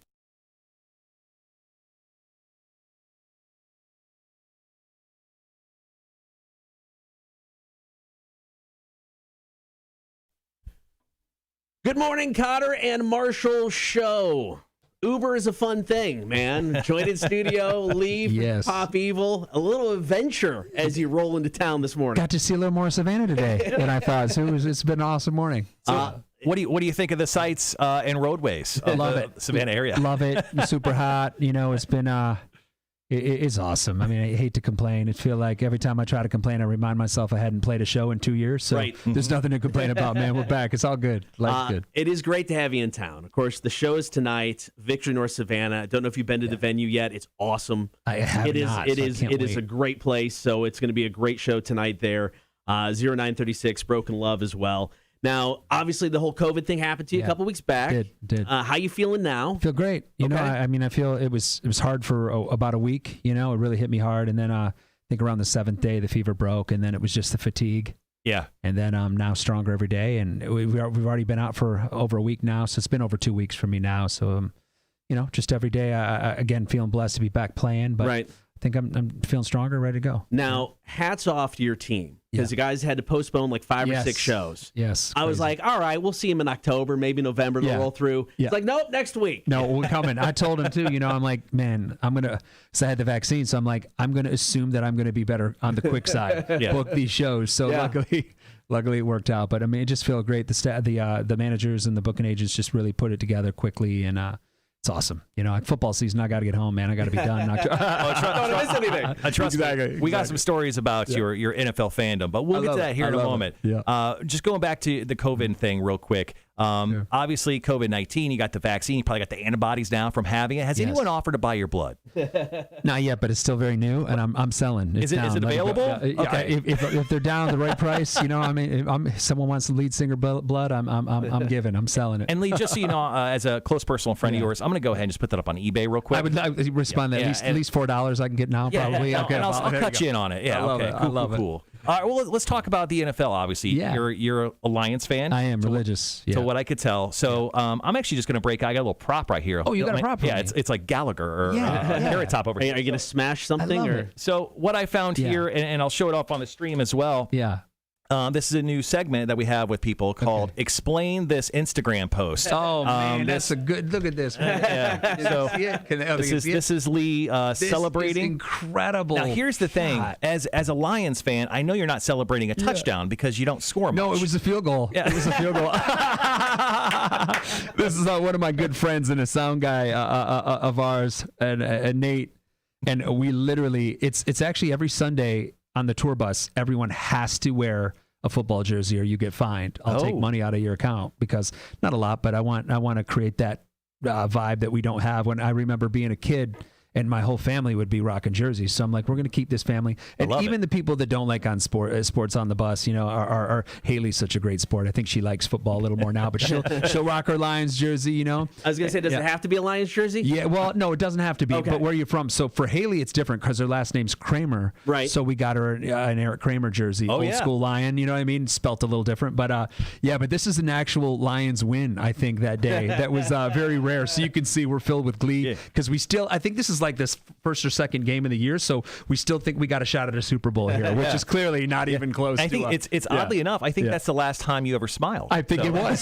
Certainly at a football game. Yeah, absolutely. I love how Marshall's talking crap over here about football. He's a Bears fan, so don't let him fool you. Well, dude, Justin Fields, man. Justin. I'm not necessarily a Bears fan, but I'm a little more this year. I'm pulling for Justin. That's full of awesome. optimism. There you go. You got Jared Goff. He went to a Super Bowl. That's cool. I know. I'm still on the fence with Jared Goff. I don't know. I mean, the Lions are going to be. It might be brutal on me this year, but you know what? I'll be there, rock my jersey. It's all good. Probably watching the Bears. Same here. The Bears would be so bad if watching the Lions. There you go. All right. So of course, the latest album, Versatile, came out in May. Now, what's the timeline on that with the pandemic? I read somewhere that you had a lot of it written ahead of time. We did. But then the new single, Survivor. Fits into what's going on right now. Crazy, right? Everybody. Certainly to me, more so lately than ever, right? So it was all written before COVID, and you know, we were going to have it. I think there was that spring tour 2020 that we were all set to go out, and you know, of course, the pandemic hit. We just got done with all the photo shoots, just ready to do the music video stuff, and you know, all the COVID, and we were in LA, so you know, they were just shutting down the city. I remember, I think the last song I was doing, maybe I don't remember what one it was, but I was like, "Get me out of here! They're going to shut. I don't want to be trapped in LA for 4 or 5 months." Yeah. But most of my family's in Michigan, so I'm like, you know, let me get back with the family, make sure all the kids and the girls of the family are all sane and strong, and then it did, and then it turned into 2 months, and then next thing you know, we knew we were going to be off for a year, and then it just got muddy. So in that process, we knew we had to, let's release some of this stuff, and I think for most bands, we were just trial and error. I mean, not having ever gone through it. I know we dropped Chaos Rain and Work. Yeah. And Work being our most experimental song of all time, and when people weren't working. So it was an interesting release, but then of course Breathe Again and then into Survivor. It's crazy how those two songs, especially even Work Now. I mean, how they all fit. Even Chaos Rain, like it almost seems like you could tie all these songs to that I wrote literally day one of COVID. But you guys played it smart though when it came to this because, and thankfully you had an album. It sounds like some of it at least done prior to really the quarantine and the lockdown kind of kicking in.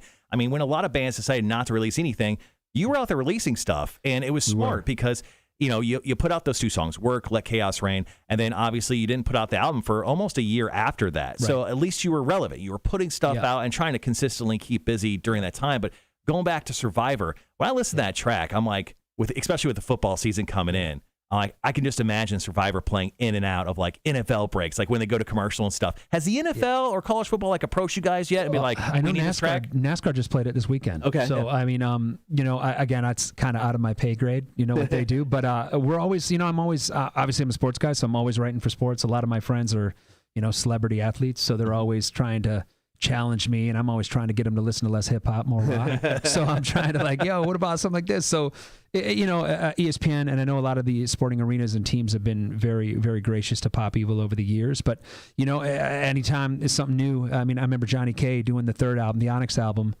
I was like, what was it like, all the stuff you've done with Disturbed, hearing your stuff in the stadiums? He goes, you know what, Lee? It never gets old. And that is a true story. It never gets old, man. More. It's all good. All right, we're joined in studio by Lee with Pop Evil. Got the show tonight, Victory North Savannah. Got to take a quick break. We'll come right back. More with him. It's the Cotter Marshall Show, Rock 106.1.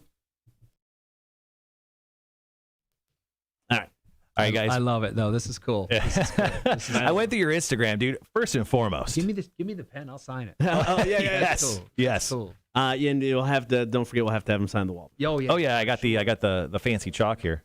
Did you send it to Nate? I love it, man. Yeah, I was going through your just for you. Just for you right here. Just for you. You know what I mean? I'll get shot. Don't show it too wide. Don't show it back in Michigan. That goes up on the video wall right there. All right, so obviously You've been very busy. You had COVID, and thank you for everyone chiming in on the stream and joining us live on the stream today. A lot of people just saying, "Hey, what's up?" Excited for the show tonight. I love that. Tickets are still available. Victory North Savannah. Now, have you got a chance to jump into the venue yet? And No, we actually got here yesterday though. Okay. But we had it was a long drive. I know the bus broke down, so when we all we saw was Texas Roadhouse. That's all we all got to have a little family dinner there. It was great to kind of do something different. But we're excited. I mean, a lot of great things, and like we talked about earlier, it's been a while since we've been to Georgia, let alone Savannah. So, I'm just grateful that you guys grind and keep the growth here, and we can get these rock fans some opportunities to finally enjoy some music again, man. Yeah, and it's been such a weird summer, obviously, with the Delta variant coming in and kind of bringing us shows and kind of taking them away a little bit. But it seems like everything's mostly staying in place. There's some bands dropping off of festivals and everything. Right. Now, you're part of a couple festivals. Right. Yeah, we got a bunch coming up that I know. You got Rebel Rock down in Orlando, and I think you're part of a couple more as well. Blue Ridge, Aftershock for sure. Yeah. That's the last one. And then I think there's a Blue Ridge Festival, Rocklahoma this weekend. Oh, yeah. Too. So, there's 4 right there. So it's different. I mean, I understand the fear people have, and, obviously, I'm trying to be more a musician, less politician. We want people to be whatever they're comfortable doing. I mean, if they want to wear a mask, they don't want to come but we can understand. I see both sides. And since I've had COVID as well, it's just, I get it, man. I mean, you just never know what your body's going to do. You never know. You definitely don't want to get it. I mean, so it is what it is. But we just want to play, man. I mean, let's be real. 2 years off. I mean, we can't afford to sit out anymore. We got to put our lives on the line, and I certainly did, and I feel blessed to at least be back. And the fans been great. The band's so supportive. I mean, I think we're closer than we've ever been. So that's cool. a bonus as well. So that's cool. When it comes to those festival shows, obviously you're cut down to a certain time, and you aren't able to do a full stage production, quite like what you'll do tonight. Yeah. Is it weird to be looking at one another? Do you have a set list just for these shows, just for the festival shows, and something obviously different for the headliner shows? Actually, You get into fights with them, be not this song, we're playing this song. No, so the festival shows are fun because they're shorter sets. So we just it's like a Pop Evil greatest hits, right? You know what I mean? When you get us 30 or 45 minutes, every song is a number one or a hit song. So we just roll through it. The crowd sings every song, and we peace out. And I got the day off, so I'm good after that. But headline shows definitely a little challenging because you got the VIP, so we're trying to keep our VIPs safe and healthy. Yeah. And that's a bit of a dynamic because, the mass, and it's hard to hear, and you don't want people to stay too long because, again, we've been around a lot of people, not just them, what I mean? So it's like we're trying to protect them as well, and that dynamic. And then, of course, there's a few hours before the show, so trying to get your dinner or a nap in. And then, of course, it's a longer set when we headline. So, it's a longer day. So, but it's cool. I mean, whenever you headline, it's great because it's all your fans and everyone's there to kind of enjoy the Pop Evil experience. Now, when you're at the festival doing the thing, do you guys get a chance to go see other bands, or is it just kind of too crazy? Or you can. I mean, I don't necessarily. I usually am resting the voice, but I've seen in the past. Depends on where my voice is. If my voice feels good and it's someone we're close to, I'll definitely go out. Right. But sometimes it gets, the louder it gets, people, and the bigger your band gets, people want to talk, and your voice goes. Yeah. But if it's the last show, I got an off day the next day. Let's watch all the bands. I'm down. Nice. So you said something that was very relatable, especially for Cotter and I. So we just started the morning show coming from the afternoons back in March. Yeah. So we're relatively new as a morning show. A lot of people trying to find us, and we started live streaming and everything at the same time. You said something very relatable to us. You said you take naps. We're big time nap guys. We changed our life. Our lives had very much changed since we started waking up at 4 o'clock in the morning. Absolutely. Naps are essential for us to make sure that we see our families at night and actually pay attention to them and not be these grumpy monsters. Is naps essential for you as a guy out on the road? Do you have to take a nap? I don't necessarily have to, but it's I think we're done. Your guy back here is just laughing his ass off. Meet and greets. Well, sometimes for me vocally, man, if you want the truth about it, sometimes when you're up, if you go to sleep again, you have to wake your voice. So if I warm up my voice before a nap, I'm good to go for the day. But if I nap again, I have to rewarm it up. Yeah. So it's a bit of a, it's a process. I mean, I think my vocal warm-ups are a half hour to 40 minutes. So, I mean, it's not a quick thing, if you really want to get your voice juicing and ready to rage. Yeah. But, the naps, man, sometimes you just, for example, I think I got up, went to bed around midnight last night, and got up at 4. I couldn't sleep. So I'm going on 4 hours of sleep. So there'll probably be a nap today. I'm guessing. Yeah. It's essential. For sure. We got about 45 seconds. All right, then.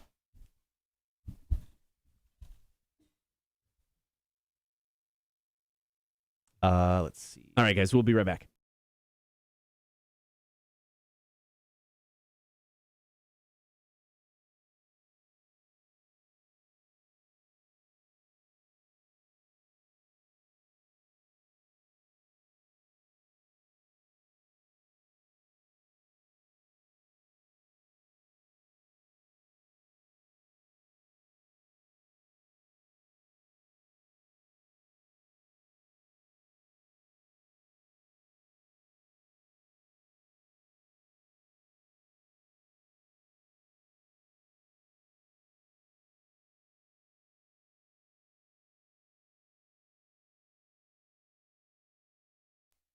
Good morning. Thank you for hanging out. Cotter and Marshall Show. Be sure to get on that stream. Facebook, YouTube, and Twitch. Like, follow, and subscribe while you're there. If you're tuning in, you're seeing the third person in the studio. It is Lee from Pop Evil. Good morning, man. Good morning. It's good. Thanks for having me. It's so good to have you in studio. Just good to have you in town. Savannah's been hit or miss, this whole low country coastal Empire area when it comes to live shows. But this year, it's just like a slew of them. It's like the best year in probably over a decade.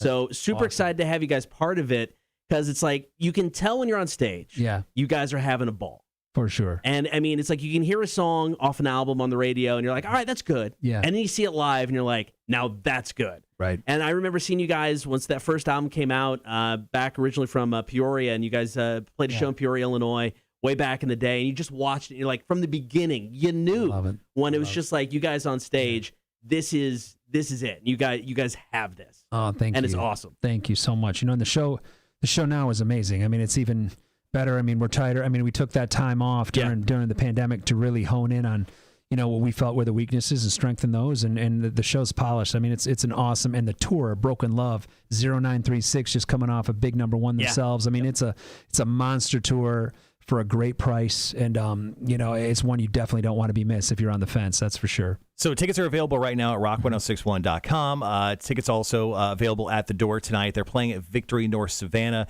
Now, I was actually going through the catalog of Pop Evil yesterday, and as a gentleman who likes to dress very loosely in the morning, if you're watching the live stream, I'm wearing my sweet biker vest, a wrestling, looks amazing. You know, Run the Jewels t-shirts, I love it. And brightly colored tropical shorts. Yeah. I know a good outfit when I see one. I agree. I saw the music video for Trenches. Yeah. And the moment I saw it, I watched every piece of it. I'm like, this song's amazing. I love it. But it's so uncomfortable. You're wearing suits the entire time. It was a little, was a little. Can you explain how much that sucked? Yeah, it did. You know, well, what sucked about it is we shot that video in Gothenburg, and it was. I remember. Where is Gothenburg? In Sweden. Sweden. So okay. we shot in Sweden in Gothenburg, and it was. I think from our hotel, it was a couple hours away. So not only were we in suits, but we had to drive to this castle. Like in suits? Not fully dressed, but most of it, you know, because we had to get in there when you're just shooting, tops, no bottoms. Yeah, exactly. That's the way I drive. Shorts, you know, boxers, but the tops on the jacket. But it just, you know, videos, you're always on it always seems like you're on a time crunch. But you know, it was an awesome experience. I mean, obviously it was earlier in our career, so we weren't really. Right. And I think when sometimes even. That was in our earlier days going to Europe, so I think I was numb that whole, you know, just I'm not a big plane guy, so we would just be ripped. So I mean, a lot of times we were just numb to the world that era. So when I watch those videos, some of them those older ones, I'm like, man, I don't remember that. That's cool. Okay, good for me. But, good for me. I still could jump because the beginnings of the jump. I was like, wow, all right, they got us to jump. But yeah, man, it's just funny. You know, I don't really. For a guy that I always wanted to do this in the music videos, I can't stand music videos. I hate them. So I don't ever watch them again. So fans will come up and they'll be like, I love your videos, man. Remember that one? I was like, oh my God, I got to rewatch that. I don't remember. So that's why you really love, obviously, music videos from the new album, because I think the majority of them are lyric videos or animated. All lyrics. And we were going to shoot the video for Survivor. Some stuff fell through. Obviously, we have some member changes and stuff, so it was going to be a little bit more me. And I was like, I don't want to do it. You know, like it's just... You know, so again, I don't know. There was talk maybe after the tour, maybe I'll do it, but I think we'll just wait for the next one and just let it go. Well, let's jump on that real quick. Yeah. Obviously, member changes the band. Matt, the bass player, left.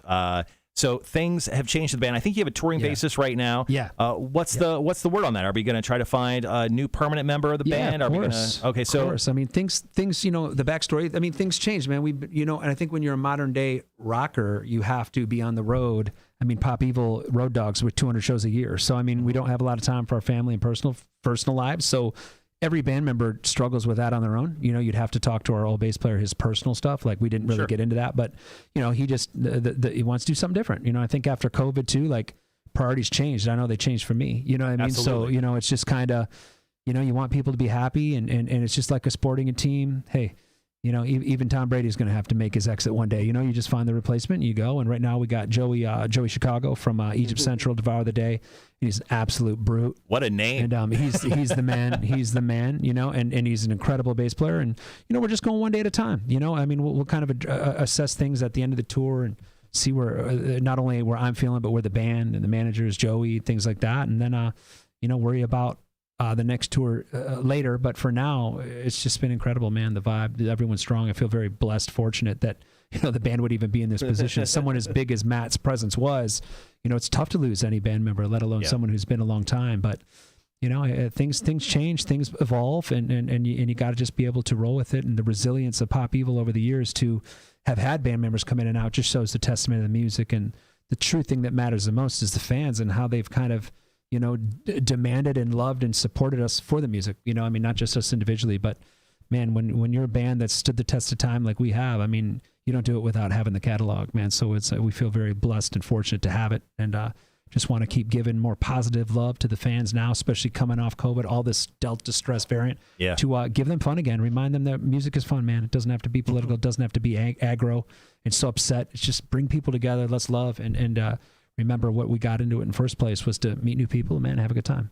Speaking of standing the test of time, happy 20th anniversary. It's incredible, right? It's insane. crazy. It's insane. Wait, is today the day? This year. Oh, okay. Yeah, it is. That's crazy that, 20 years, we're still growing. We're still playing 155 all this time, I wrote that in 2005, excuse me. So, to be able to still be playing some of that old material now, 20 years later is a huge honor. No, it's been awesome to see you guys this whole run since then. Can't wait for the show tonight. Once again, Victory North Savannah, 0936, Broken Love. I believe doors at 6:30, shows at 7:30. You can still get tickets. Lee, thank you for stopping by, man. Thank you for playing it for 20 years. Oh, no problem. Thank you guys both. It was an easy choice. Yes, thank you. All right, the show is tonight. It's going to be so much fun. We'll see you down there. Victory North Savannah. More with Cotter and Marshall coming up next. Rock 106.1. Yeah, it's our 20th anniversary as a station, too. So. Dude, that's congrats, man. We're on the same I know, right? tier, right? Same stuff. And congrats on the morning show, guys. Oh, thank you. Exciting, man. Yeah, it was definitely a change for us, getting to wake up at whatever time we usually wake up 8 and then changing that to like 4-ish. I got mad respect for y'all for that. That is tough. That is tough. And of course with the families as well. Yeah. It's a different dynamic for them, adjusting and Yeah, I remember the first week we did the show, I was like, I don't need to take a nap. And then like my wife at the end of it, she's like, you got to do something. You're a big asshole. Yeah. I'm like, okay, I guess I will nap. Nap time. A couple quick questions for you. Everyone obviously love to see you, love to have you here. Paul says, I play bass, wins the audition. So. You know what? MySpace us. There you go. MySpace. Very, very good. Tony says, is it surreal to know that you just showered, enjoyed a cup of coffee, sat in the car while going to work, worked along with some of us while doing this interview? Follow-up question, was it as good for you as it was for us? I think Tony may be a little horny right now. You know what? I thought felt good, Tony. You know what I mean? I feel good. So thank you for that motivation. Well, man, thank you once again for coming in. Before you leave, I'd love for you to sign a wall. Absolutely, man. We can snag a photo. Absolutely. We got Vinny from Sponge over there. You got Vinny. Yeah, they rolled through. We did actual show here the 4th of July weekend. So yeah, we did our 20th anniversary show. Had Puddle of Mud, Filter, and Sponge. Yeah. Let me. That's a great. I'm gonna go grab Stacy. Yeah. That sounds good. Oh, it's also our close personal friend Sandy's son's birthday, Mark. Oh, right. Yeah. So happy birthday to Mark. Happy birthday, Mark. Perfect. Oh, no problem, man. We'll be right back, guys. Yeah, no, it's gonna be great. We look forward to the show tonight. I can't wait. Yeah, it's gonna be. You guys introducing? Want to introduce too? Just make sure. Here, we'll get a picture with both. Oh, you got it. Yeah, I get that. Get a picture with both of you too. Yeah, no. You're already on the thing to introduce, right? Yeah. I'd love to do. Yeah, before you guys do it. I mean, yeah. Whatever you need. Just Shelby, whatever. You have my number. Yep. Yeah, we'll be When you there. get So. Call me. Okay. We don't miss each other. Okay. Yeah, perfect. We'll take care of it. Whatever you need.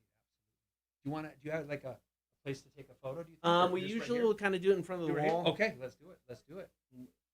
Make sure to get the shorts in the picture. Oh yeah. You got to get the shorts, man. You got to get the shorts.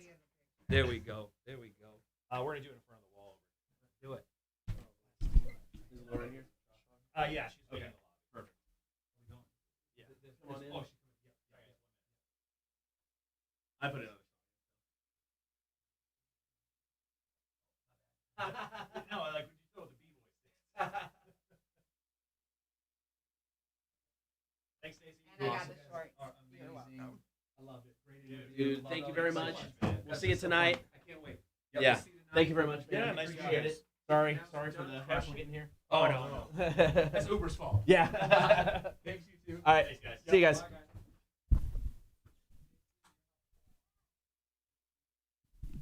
All right, guys. Sorry about that. But stuff happens. No, it's great to have Lee in studio. Once again, thanks for everyone checking out the live stream today. Here, let me pop this over so it doesn't look so weird. There we go. Charles says, I'd like to apply for the Pop Evil Bodyguard division. They need young and agile, not old and broken for that job. So, oh, Tony coming in with the slander. Charles says, Marshall, did Tim Janier consult on your outfit today? No, he's still in Alaska. I chose this one by myself. So.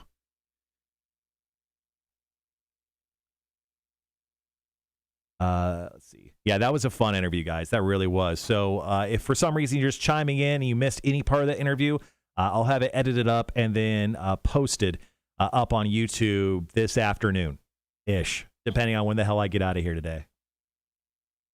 All right, we got about 3 minutes. I threw in that extra song to be safe. So okay. Well, I'm going to go ahead and grab Lauren, and and actually I'll debut the new panel we have.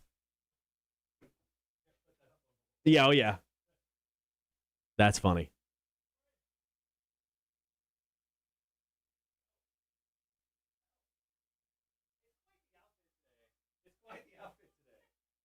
Stop, Stacy. Yeah, okay. No, this is great. I'm glad actually this is happening, guys. All right, so walking down the hallway, Lauren just God, your back is full of chalk. Got to make sure not to touch that wall, buddy. Like you have words on you. All right. So, Lauren, you'll love this. I made ourselves our very own little Explain the Bachelor panel. Ooh, fancy, right? All right. Okay. All right, got about 2 minutes. Turns out you're not as tall as Lee the rock star. Who would have thought? Lee the rock star. Yeah. Lee Kakati from Pop Evil. Cotter, can you move that chair just to the right real quick? Thank you. It's out of the shot. Come on, And Cotter. Now it's right. sorry, can you move that chair just forward? I don't want some awkward black chair sitting behind you outside of everything else. All right, so we're on in about 90 seconds, but real quickly, as the fashionista, the official fashionista of the Cotter and Marshall Show, my outfit today. A lot going on, right? Okay. I love the shorts. I don't know if I would have put them with the T-shirt, especially not with the vest, but I appreciate Okay. all three pieces on a scale of 1 to 10, my outfit. like A participation trophy? yes, You tried? yes. I like the effort. What about Cotter's outfit, real quick? Cotter, show I like off. this. Oh. I like this. He's got That's a cool shirt. he's got a fancy meeting. Ooh. Yeah, so this is as fancy as I get for those fancy meetings. All right, we got about a minute. Lindsay goes, Marshall, you just reminded me of my nephew. I can dress myself backwards tee and swim trunks. Yeah. Mm-hmm. I do like that vest, though. The pins are cool. Yeah, so hold on. I got this actually from the Johnny Cash Museum when I went to Nashville. Oh. My wife bought me this for, I don't know, some holiday of ours. Our buddy Val, the photographer actually gave me this. It's actually his little thing. This is Ash from Evil Dead, and it's actually, you can flip the chainsaw like boomstick deal. And then, I've got little Loki, the crocodile, Loki version of the crocodile. I love that crocodile. All right, we'll be right back, guys.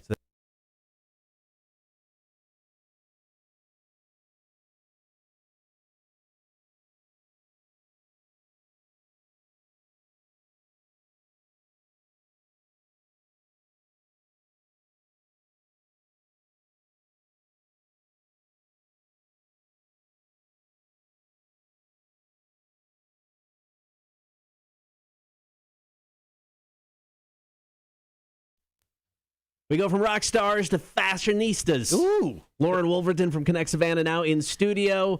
Bachelor in Paradise is airing during the end of summer months here, and it's basically where you get the hodgepodge of leftovers from the Bachelor and Bachelorette series. Wait, how dare you? The best ofs from those seasons. I don't know. With who they brought on last night, I don't know if you can use the word best of. They're the thirstiest, that's for sure. This sounds like a stretch with some of the characters, but you get all of these sexy singles who say they're looking for love, still don't buy it, on an island. You give them a bunch of drinks, you let them go on dates, and then you just watch what happens.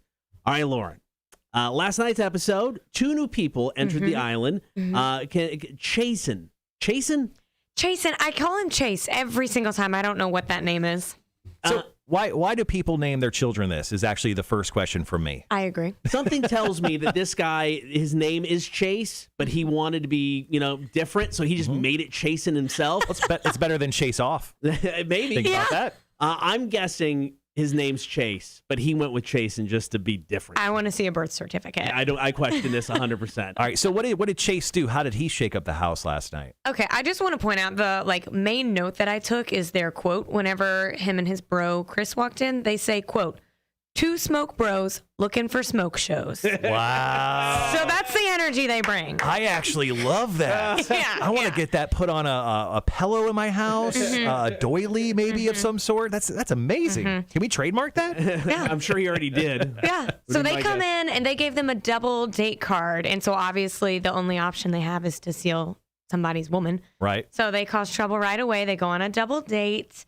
Do you have who they went on a date with? I don't. I'm drawing a blank. I'm sorry. I don't. I hate Was that it for these Serena? girls. It was so it's funny. So one of the ladies is like, well, I've really bonded with this guy, and we agreed not to go on any other dates. But we've got 2 new guys now. Jasenia, that's who that was. She was with Ivan. She turned on a dime. She It's like, did. new guys, I'm in. Scratch that deal we had. I'm out. And I feel so bad for the guy. She went over there and laid down on the little beach thing with him and was like, there's just not a spark. And he's like, well, what's more important to you? And she goes, you just can't force a spark. And his face was so disappointed. Poor Ivan. Oh, I hate it for him. Poor Ivan indeed. I know.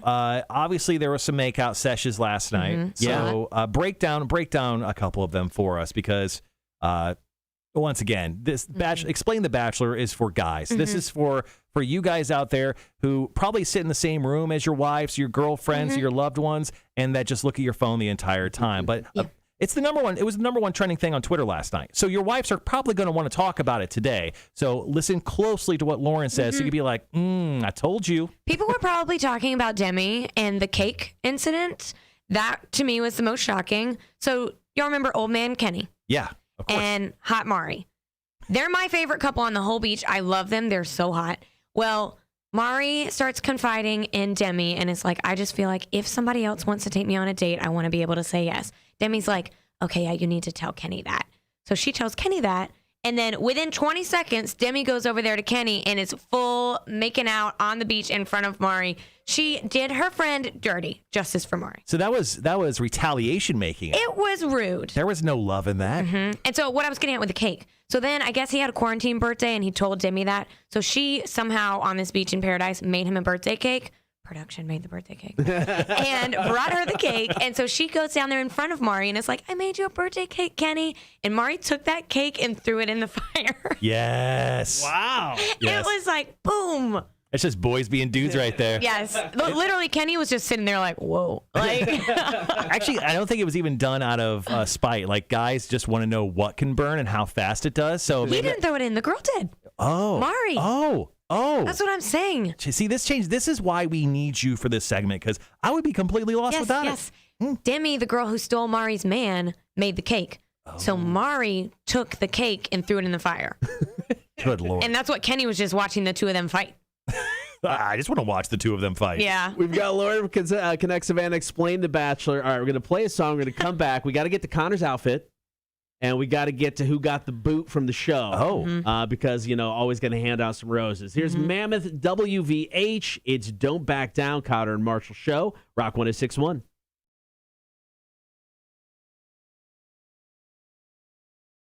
There we go. Mike's run now. Lance Bass. I don't know if we'll get a chance to talk about him during the break. So let's go ahead and how did he do?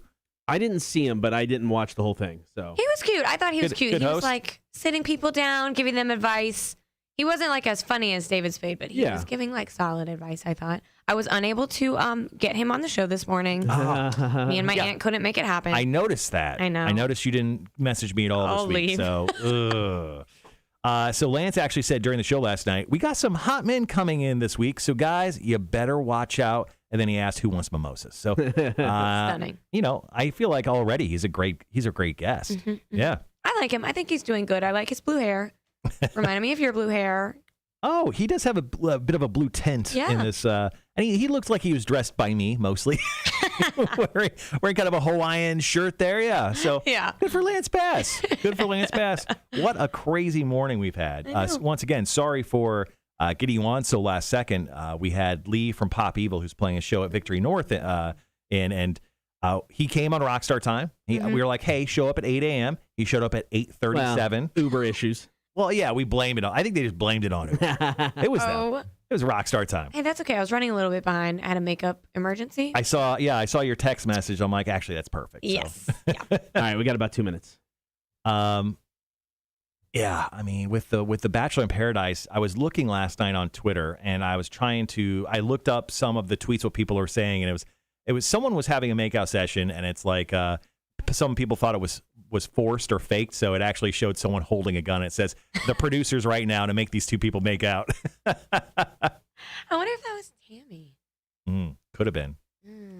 It's who's the grocery store guy? Oh, Sweet Joe. They had a cute date. See, they're like doing good, so I like forget that they even had a date. Yeah, Joe it wasn't crazy. Joe was talked about a lot last night. He was a hot topic last night on Twitter. They like him for the most part, but some people were hating on Joe last night. But once again, I mean, Bachelor in Paradise, like the two top things trending last night was WWE Raw and Bachelor in Paradise. I did hate their date. It was like a wrestling themed date. Oh, was it? That would have been my nightmare. So like there was nobody there except for the two of them. So they just made them change into like wrestling outfits. It was weird. I saw a preview on it. Wait, why would have that been your nightmare? Because like there was no rules or anything. Like the poor Serena, she just put her outfit on and was like, like she was just like holding her hands up like she was gonna box, and they did that for like 5 minutes. Yeah, and then that guy just completely power bombed her. Like, why? It would have been better, honestly. It was just weird. So did they get eliminated anybody last night? No. Okay. No rose ceremony. It was a to be continued moment. Oh. Yeah. Goddamn. There's a bro fight pending on the beach. Oh. Yeah. Tensions rose. I'll get to that. All right, we got about 30 seconds. Be right back.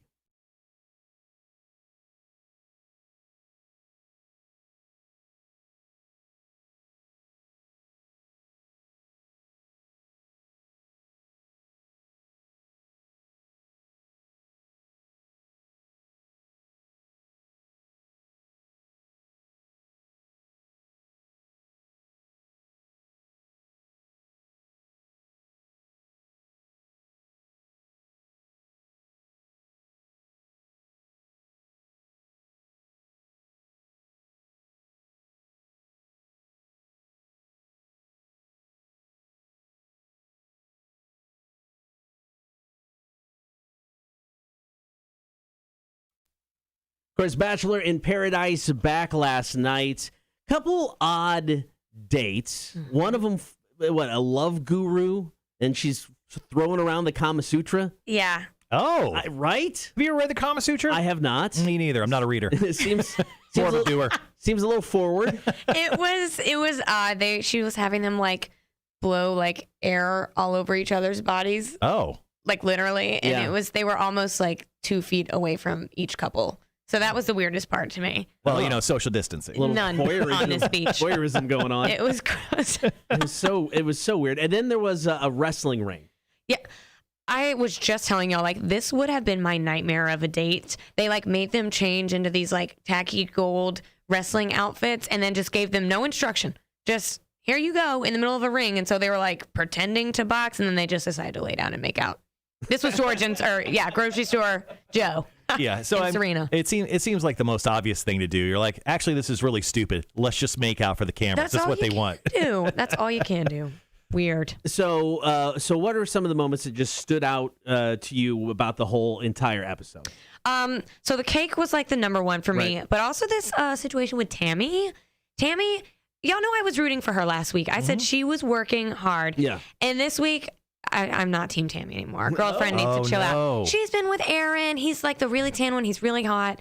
And they've been going steady. And then his like enemy from like another season, Thomas, you know, he like showed up on the second episode last week. His enemy. Yes. No, they like hate each other. And that's known across the beach. And so what does Tammy do?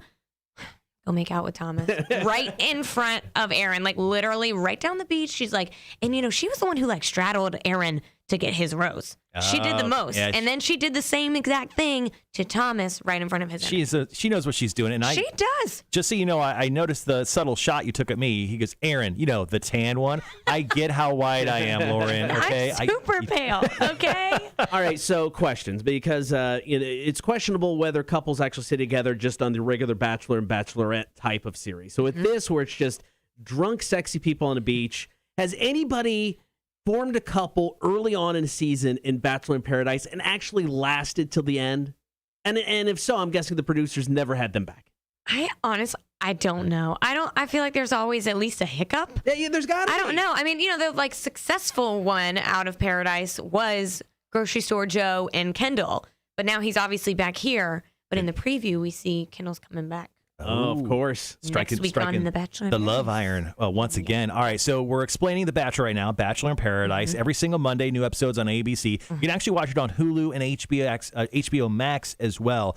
So wrapping this up with the final moments of the show. You mentioned some tension. A possible fight is brewing on the horizon. Explain that, please. There's a lot brewing. So Aaron and Thomas, who I was just talking about, Aaron decides to confront him, and he's like, I need some respect. You're making out with my girl right in front of me.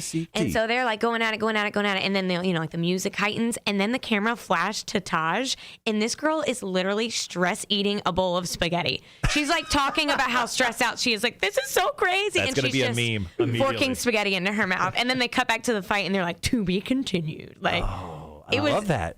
Props to production on that So one. What a cliffhanger. So Amazing. nobody got the boots. We're going to see what happens next week. That's tonight, y'all. They're it's trying to kill tonight. us. Oh, I forgot.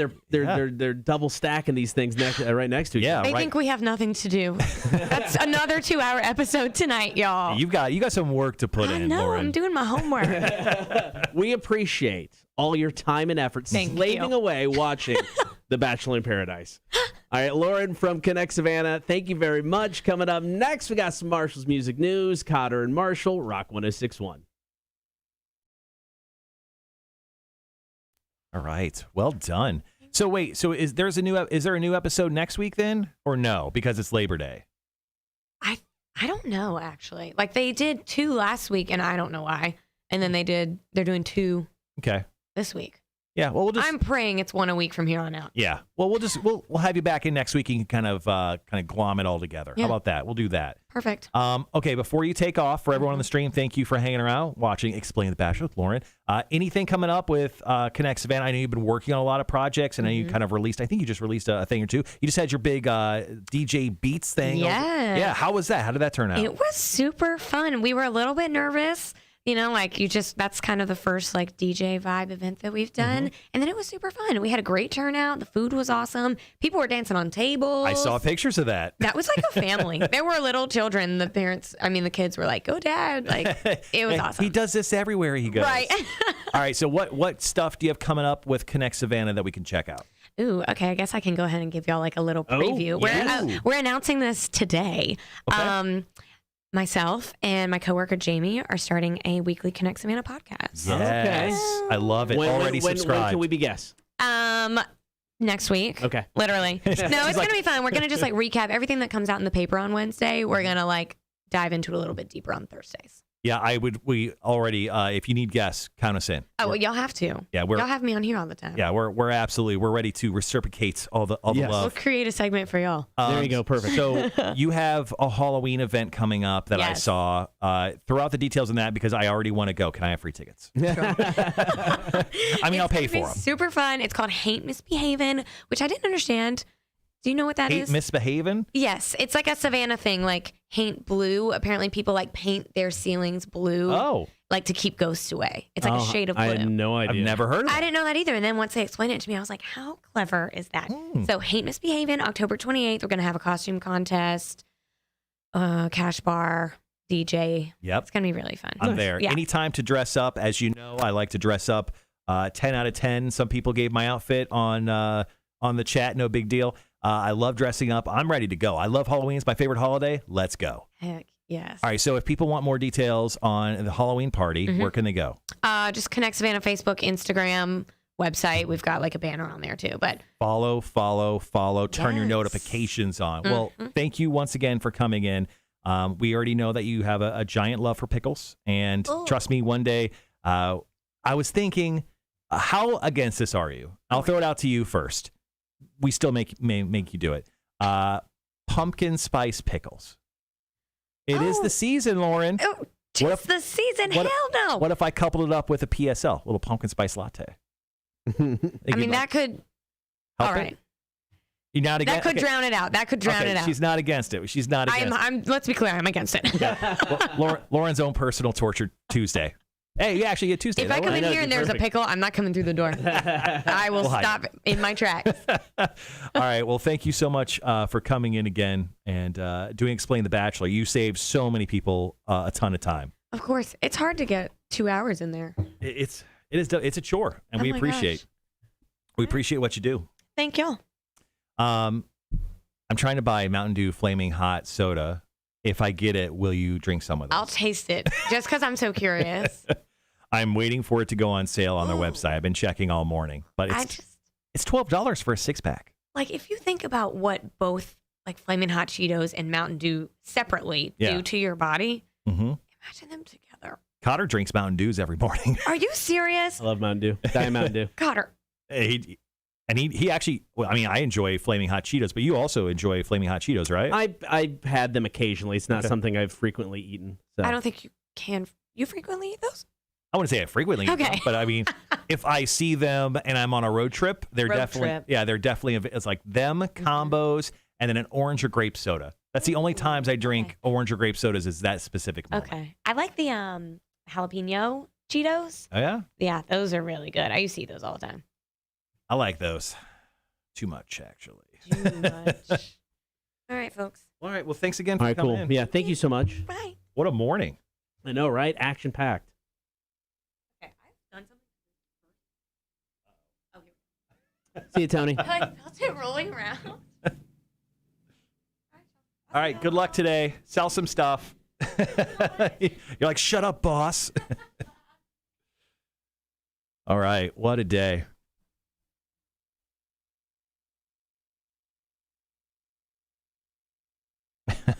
Ryan says, thank God I don't have cable shows, thank God I don't have cable, so my wife can't watch shows like that. Oh, don't worry, it's on ABC. Oh yeah, it's broadcast television. Yeah, it's definitely broadcast television.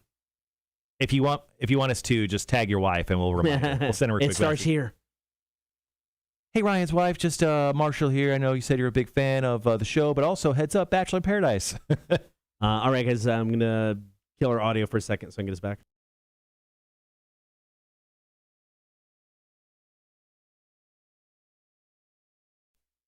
Okay. Ryan goes, no antenna. What do you live in a prison? That place, your house sucks.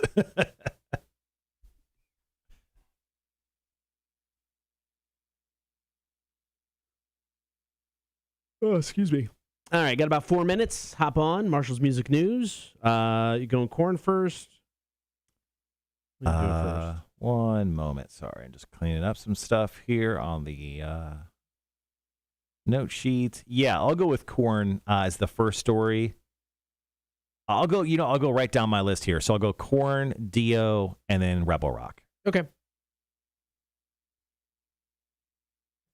All right, guys, just in case everyone's still hanging on the stream, thank you so much for hanging around. For Lee and Lauren, got the double L's this morning. And look out later on today. Both of those segments will have their own very YouTube page. I'm going to go ahead and share. I tried to join a bunch of Pop Evil fan clubs last second, but I was able to tag them. Okay. But I'll drop in the interview on those fan sites and then also a few other places as well, including our YouTube. So if you haven't subscribed yet, go subscribe to our YouTube page.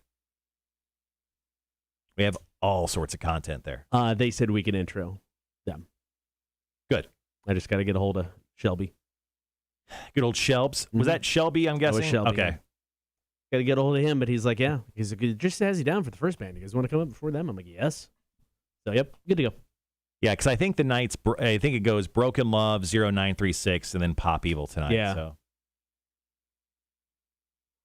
My contact, Preston, he's not in town tonight. He has some guys running the show. Yeah, that's fair. We're good.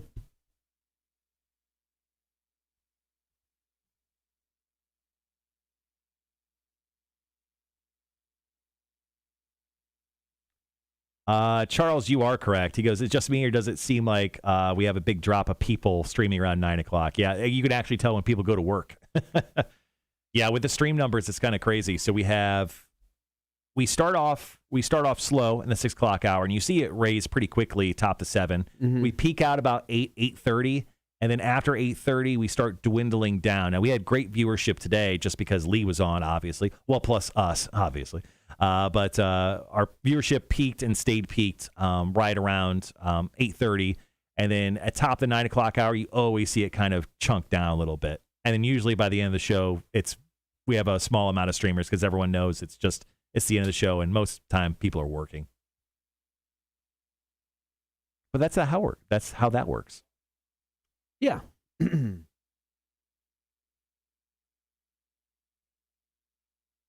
There's some streamers on YouTube that I've seen and watched before. They literally they will turn on their stream and just let it go on like their coming soon stream, right? Like screen for like 30 minutes. Really? Their first 30 minutes they'll do nothing, and then there's some like girls on there who like going to change my outfit, and it's like them gone for like 15 minutes. Like how you think when your wife's like, oh, I just got to go find my shoes, and then like 15 minutes later she comes out to the car like, where have you been? It's like them. Awesome. Just changing outfits. Just took me an hour. All right, we got about 50 seconds. All right, we'll start off Marshall's Music News today with a story about corn. Then we'll jump into a story about Dio, Ronnie James Dio, and his widow, Wendy.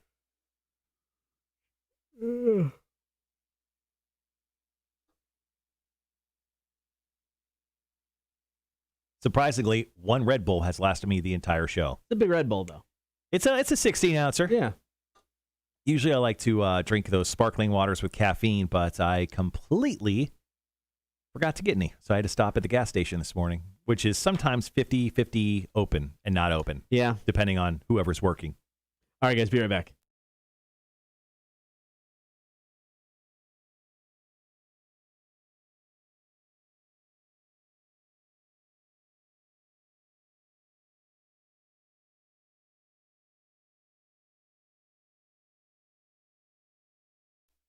Good morning. Thank you for hanging out. It is the Cotter and Marshall Show, and it's time for Marshall's Music News. So we had a little run over the last, month or so of lead singers of bands getting COVID-19. Now, Lee, obviously from Pop Evil, who was just in studio, he got COVID a few weeks back, cured, negative when it comes to tests of COVID-19. Hopefully.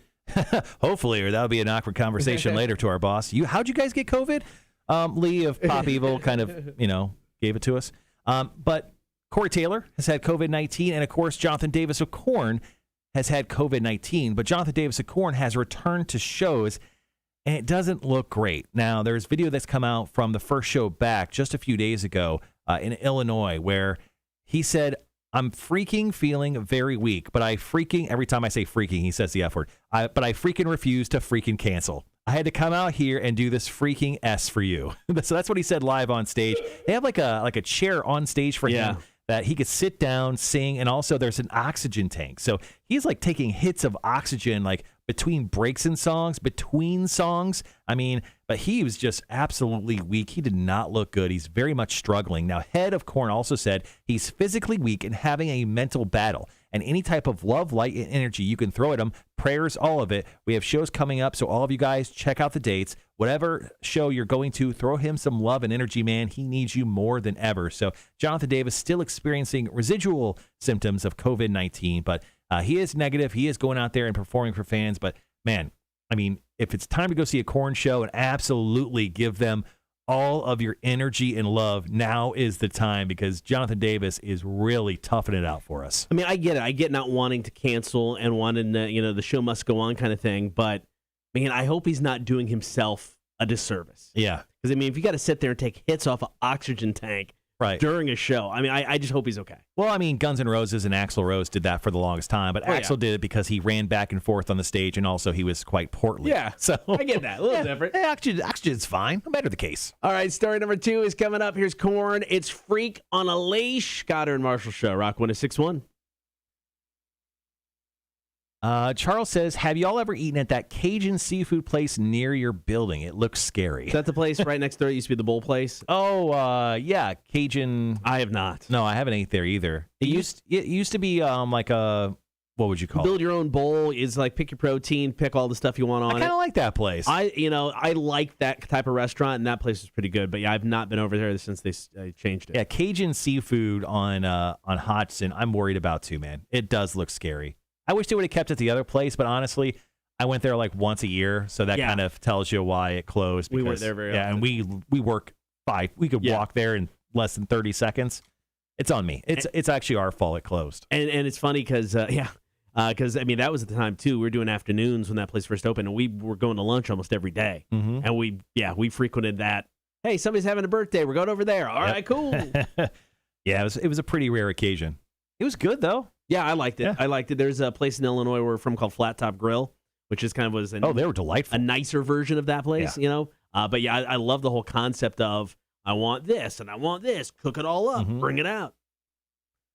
I will say at the bowl concept place right next to the radio station here, the bowl they gave you, I always felt was too small. Really? Yeah, I understand they were trying to like. Oh, you mean to make it? Yeah, to make it. Like they give you that little tiny bowl. Oh yeah, like I felt like Oliver Twist. Can I have some more, please? Like, can I get a second bowl? I'm like, did you charge me double? Like, how does this work? Yeah, what are the rules? They definitely tried to skimp, but I mean, I piled stuff in there. I always had too much by the time it was done. Wanda says it effed up my stomach up every time we went there. My fault, I guess, because I picked the stuff. Yeah. Well, it could be too if you got. I mean, because it's a buffet style with raw meat. Could just be sitting out there. So, everyone breathing on it, touching it. I get it. Little kids up there just like getting a handful of raw chicken and just like all over it, throwing it everywhere. Delicious. Want to go there? Too bad it's closed. I don't know. Any one of those restaurants that just call themselves like seafood or Cajun or the crab places. If you got crab in the title of your name, I'm probably not going. Yeah, I will check out the crab place that's opening up off of Berwick over there, but it's because you live like a mile away. And that's why I'm going to go. It's nice and close, convenient. All right, guys, thanks for hanging around again today. Later on this week, a star-studded week here at the Cotter and Marsh Show. Not only Lee from Pop Evil, Chris Jericho, Fozzy, AEW. He's going to be joining us on Friday. We're going to talk to him a little later today. But that's a video interview. We're going to have an opportunity to talk to him there. Yeah. I don't know how you're going to capture audio. Do you have Zoom? I was gonna use this machine. Go to Zoom, log in that way, because that's the machine that's got the audio feeding through it, and just pump it through there, and then record it on here. Okay. I'll mess around with it when we're done. We got about 15 seconds.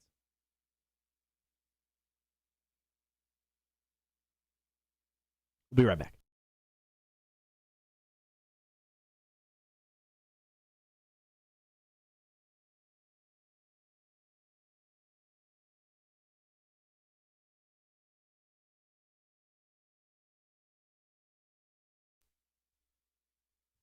Good morning, Cotter and Marshall Show. Time for story number 2 of Marshall's Music News. So this past weekend, Wendy Dio, the widow and longtime manager of beloved Ronnie James Dio, was on Full Metal Jackie right here on Rock 106.1. You can hear Full Metal Jackie every Saturday.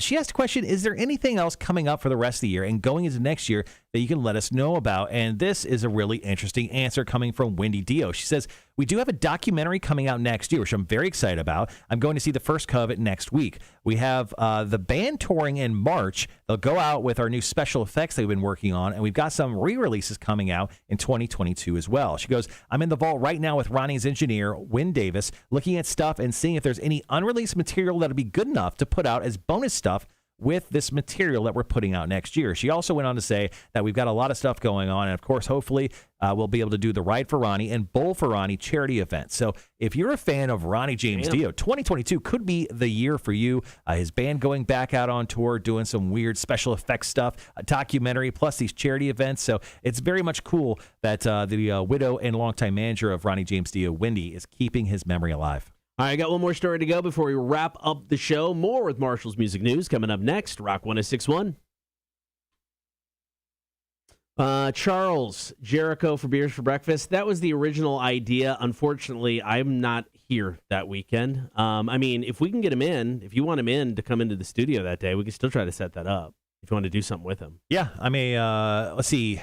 I am in town that day, so yeah, I mean, I think I am.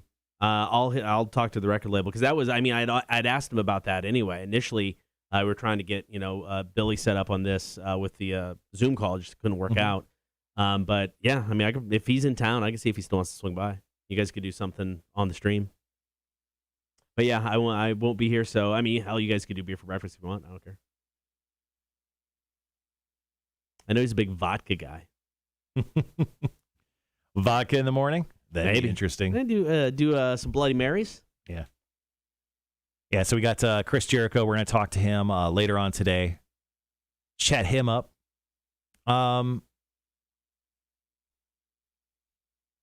So, I mean, I'm guessing they sent us just a Zoom link. I had to send them one. Oh, okay. Yeah, so. Yeah, I'll let you jump over here and kind of sort that out. Yeah. And I know I may jump in another room so we don't get any residual, but I was just going to do it right off my cell phone there. Okay, yeah, that's fine. But I mean, if we could both be in here on the Zoom at the same time, I'll let you test that out at the moment because I didn't set this one up. I leave it to you, good sir. Yes, sir.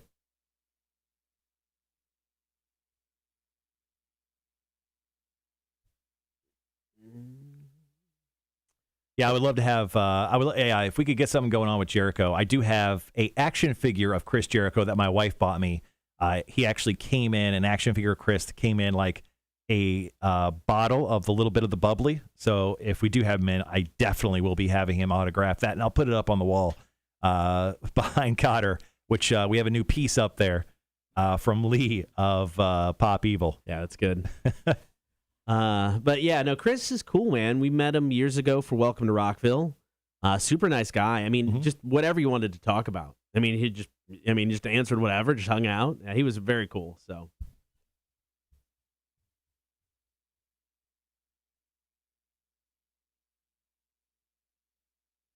All right, guys, middle of commercials right now. After that, one last Marshall's Music News story, and then we're wrapped for the day. Tomorrow, Mac joins us for Chicks on Dudes. Excited to get Mac back in the studio. I've only seen her like once this week. Maybe we can get a little update from her. I know she went on a little vacation with not her boyfriend. Maybe our little Mac, maybe she's dating someone and she's not letting us know. I don't blame her. I don't blame her at all. Why don't you blame her? I mean, I want her exclusive knowledge on dating. No. I know her knowledge on dating is one thing. I don't blame her for not wanting to necessarily share that she is dating somebody. I mean, I get that. I think she should tell us. We're friends.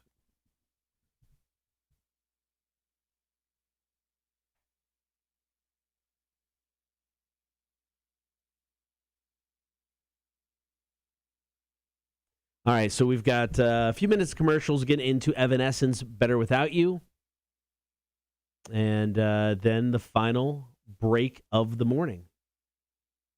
As always, went by quick.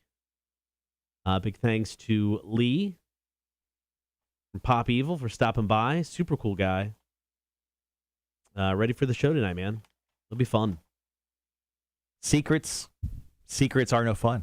Secrets hurt someone. So I'd say, Mac, I'll say that right to her face. That's fair. If she shows up today, which I don't know if you've noticed, Mac is starting to show up later and later each and every day. Yeah. She used to show up about 9:30. Yeah. Sometimes she'd join us in studio for these last few breaks. She doesn't even show up to work till like 10:30 now. Is it that late? When did she show up on Friday? This past Friday when I was out. I bet you it was more like 10:30. I don't remember. I mean, nobody showed up for work on Friday. Right. I got here, like I said, about 8-ish. So. All right, so we got about 30 seconds of commercials into Better Without You from Evanescence, and then the final break of the day. Just a heads up, if anyone's trying to buy spicy, flaming hot Mountain Dew just like me, still not on sale. Still no go? Still not on sale. That sucks. I'm guessing it's going to be noon today, right? You think noon? They want to be good to the West Coast people, so they're going to make it noon, which is 9 o'clock their time. Come on. Liquid, they're selling Mountain Dew Flaming Hot Soda. They teamed up with the Cheetos Flaming Hot people, and they've made a soda. I am intent on buying at least a 12-pack because that's the max they'll allow you to buy. Is it? Okay. Yeah, no, I'm in, man. I want to try this. I'm going to throw a couple up on the wall behind us. And also, I want to do one test soda, and then I would like to do another one where it's part of oh my God, now I just came up with a genius idea. So our first Torture Tuesday of the year is going to be the Chip Duel Challenge. Yeah. Where what it is you do the Pocky One Chip Challenge, and the first person to take a drink of their preferred drink would be the loser. But maybe, Cotter, instead of regular drink, we use this Mountain Dew hot flaming soda. Okay. And then maybe I personally grown some ghost peppers. So what if both of us have the same drink? Right. We don't get to choose. It's both flaming hot Mountain Dew. But one of them has. And both have ghost pepper in it. And I just kind of grind it up. Take the ghost pepper and I chop it up and I grind it up. So we do the chip and then we have to drink that? Yes. Okay. Yeah. Why not? That's making it bad. That is making it bad. Liquid, it is about an hour. Now, I just typed in Bluffton to Debilation Brewing, and it is 57 minutes. So, there you go.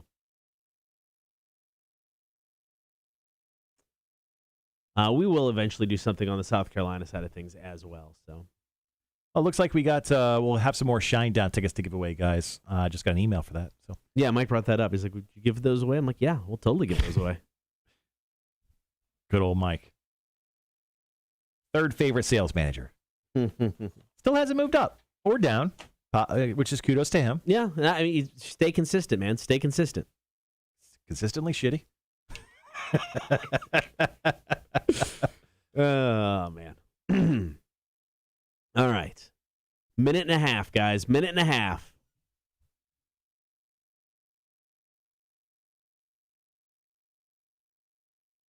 Ooh, Ryan says, I've read that Mountain Dew Twitter confirmed noon. Okay, cool. Thanks, Ryan, for looking at that. I didn't even think of looking at their Twitter account. All right, so noon today. Hey, Siri, put an alarm on my phone at 11:55 a.m. Sandy, that's probably the best thing Mike has ever done. He introduced us to Sandy. Well, it's also the only thing Mike's ever done. That's why it's the best. Yeah. All right, 1 minute.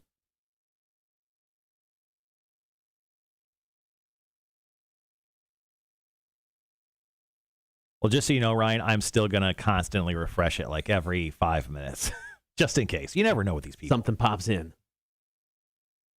Yeah, Shinedown is in Disgusta. They're playing Disgusta, and they're playing Saint Disgusta. Is that how you say Augusta? Saint Augustine. Saint Augustine. Yeah, I don't know.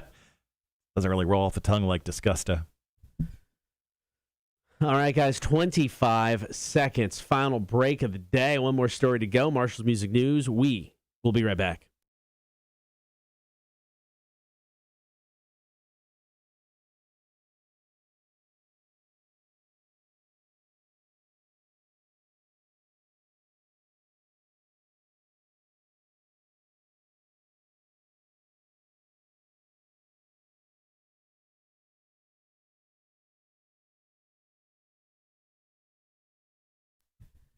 All right, before we get out of here, one more time, Marshall's Music News. So we talked about the Rebel Rock Festival in Orlando just earlier today with Lee from Pop Evil. If you missed that interview, please go check it out here on our live stream video. And we'll have it up later as a separate piece on our YouTube channel. Well, the Rebel Rock Festival lost the one and only Limp Bizkit as one of their headliners. I know it was a sad day. Anyone who bought tickets probably very upset at that fact. But they have announced the replacement headliner. And it looks like Incubus will now replace Limp Bizkit.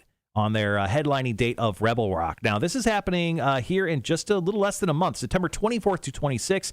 It's a big show with a big lineup. Five Finger Death Punch, Rise Against, Machine Gun Kelly, Philip H. Anselmo and the Illegals, Skillet, P. Roach, Under Oath, Killswitch Engage, The Used, Seven Dust, and plenty more. So this is the Rebel Rock Festival in Orlando going down September 24th to 26th. Limp Bizkit is out and Incubus is in. Tickets are still available for that little festival in Orlando. Should be fun to go check that one out. All right, big thanks to Lee from Pop Evil for stopping by the studio today. Of course, that show tonight, along with 0936 and Broken Love at Victory North Savannah. Doors open at 6:30. Tickets are still available. It is going to be a great show. Yeah, and you and I are going to be there doing stage analysis. Cotter, don't worry. I'm handing the mic to you. Dude, you could do a stage analysis. I don't have to do you all of them. You do them so well, I honestly can't take that away from you. But I'm going to actually show up in this outfit. You got to. So I'm not going to say much tonight on the microphone, but I will be wearing an outfit where you won't miss me. The outfit, it will say it all. Yeah, it really will. Say it all. Tomorrow on the show, we got Chicks on Dudes. Max is going to join us at 9 o'clock. Also at 8 o'clock, Mount Rushmore. It is the Mount Rushmore of dinosaurs. Hell yeah, bring it on, bitch. Something. That's the way pterodactyls. Is that how you think a pterodactyl sounds? No, I think it's more fierce. There you go. Something like that. I like that better. Like a cat? Yeah. Like just a flying cat? It's like a cat from hell. Ooh. You know, with, yeah, I think that works. I'm down with That's what that. I call my last girlfriend. All right, we're back tomorrow, 6 o'clock. Guys, have a great day. Thank you for hanging out with us. Appreciate it as always. Cotter and Marshall Show, Rock 106.1. Boom. All right, guys. Thank you so much for hanging around today. We will see you tomorrow at 6 a.m.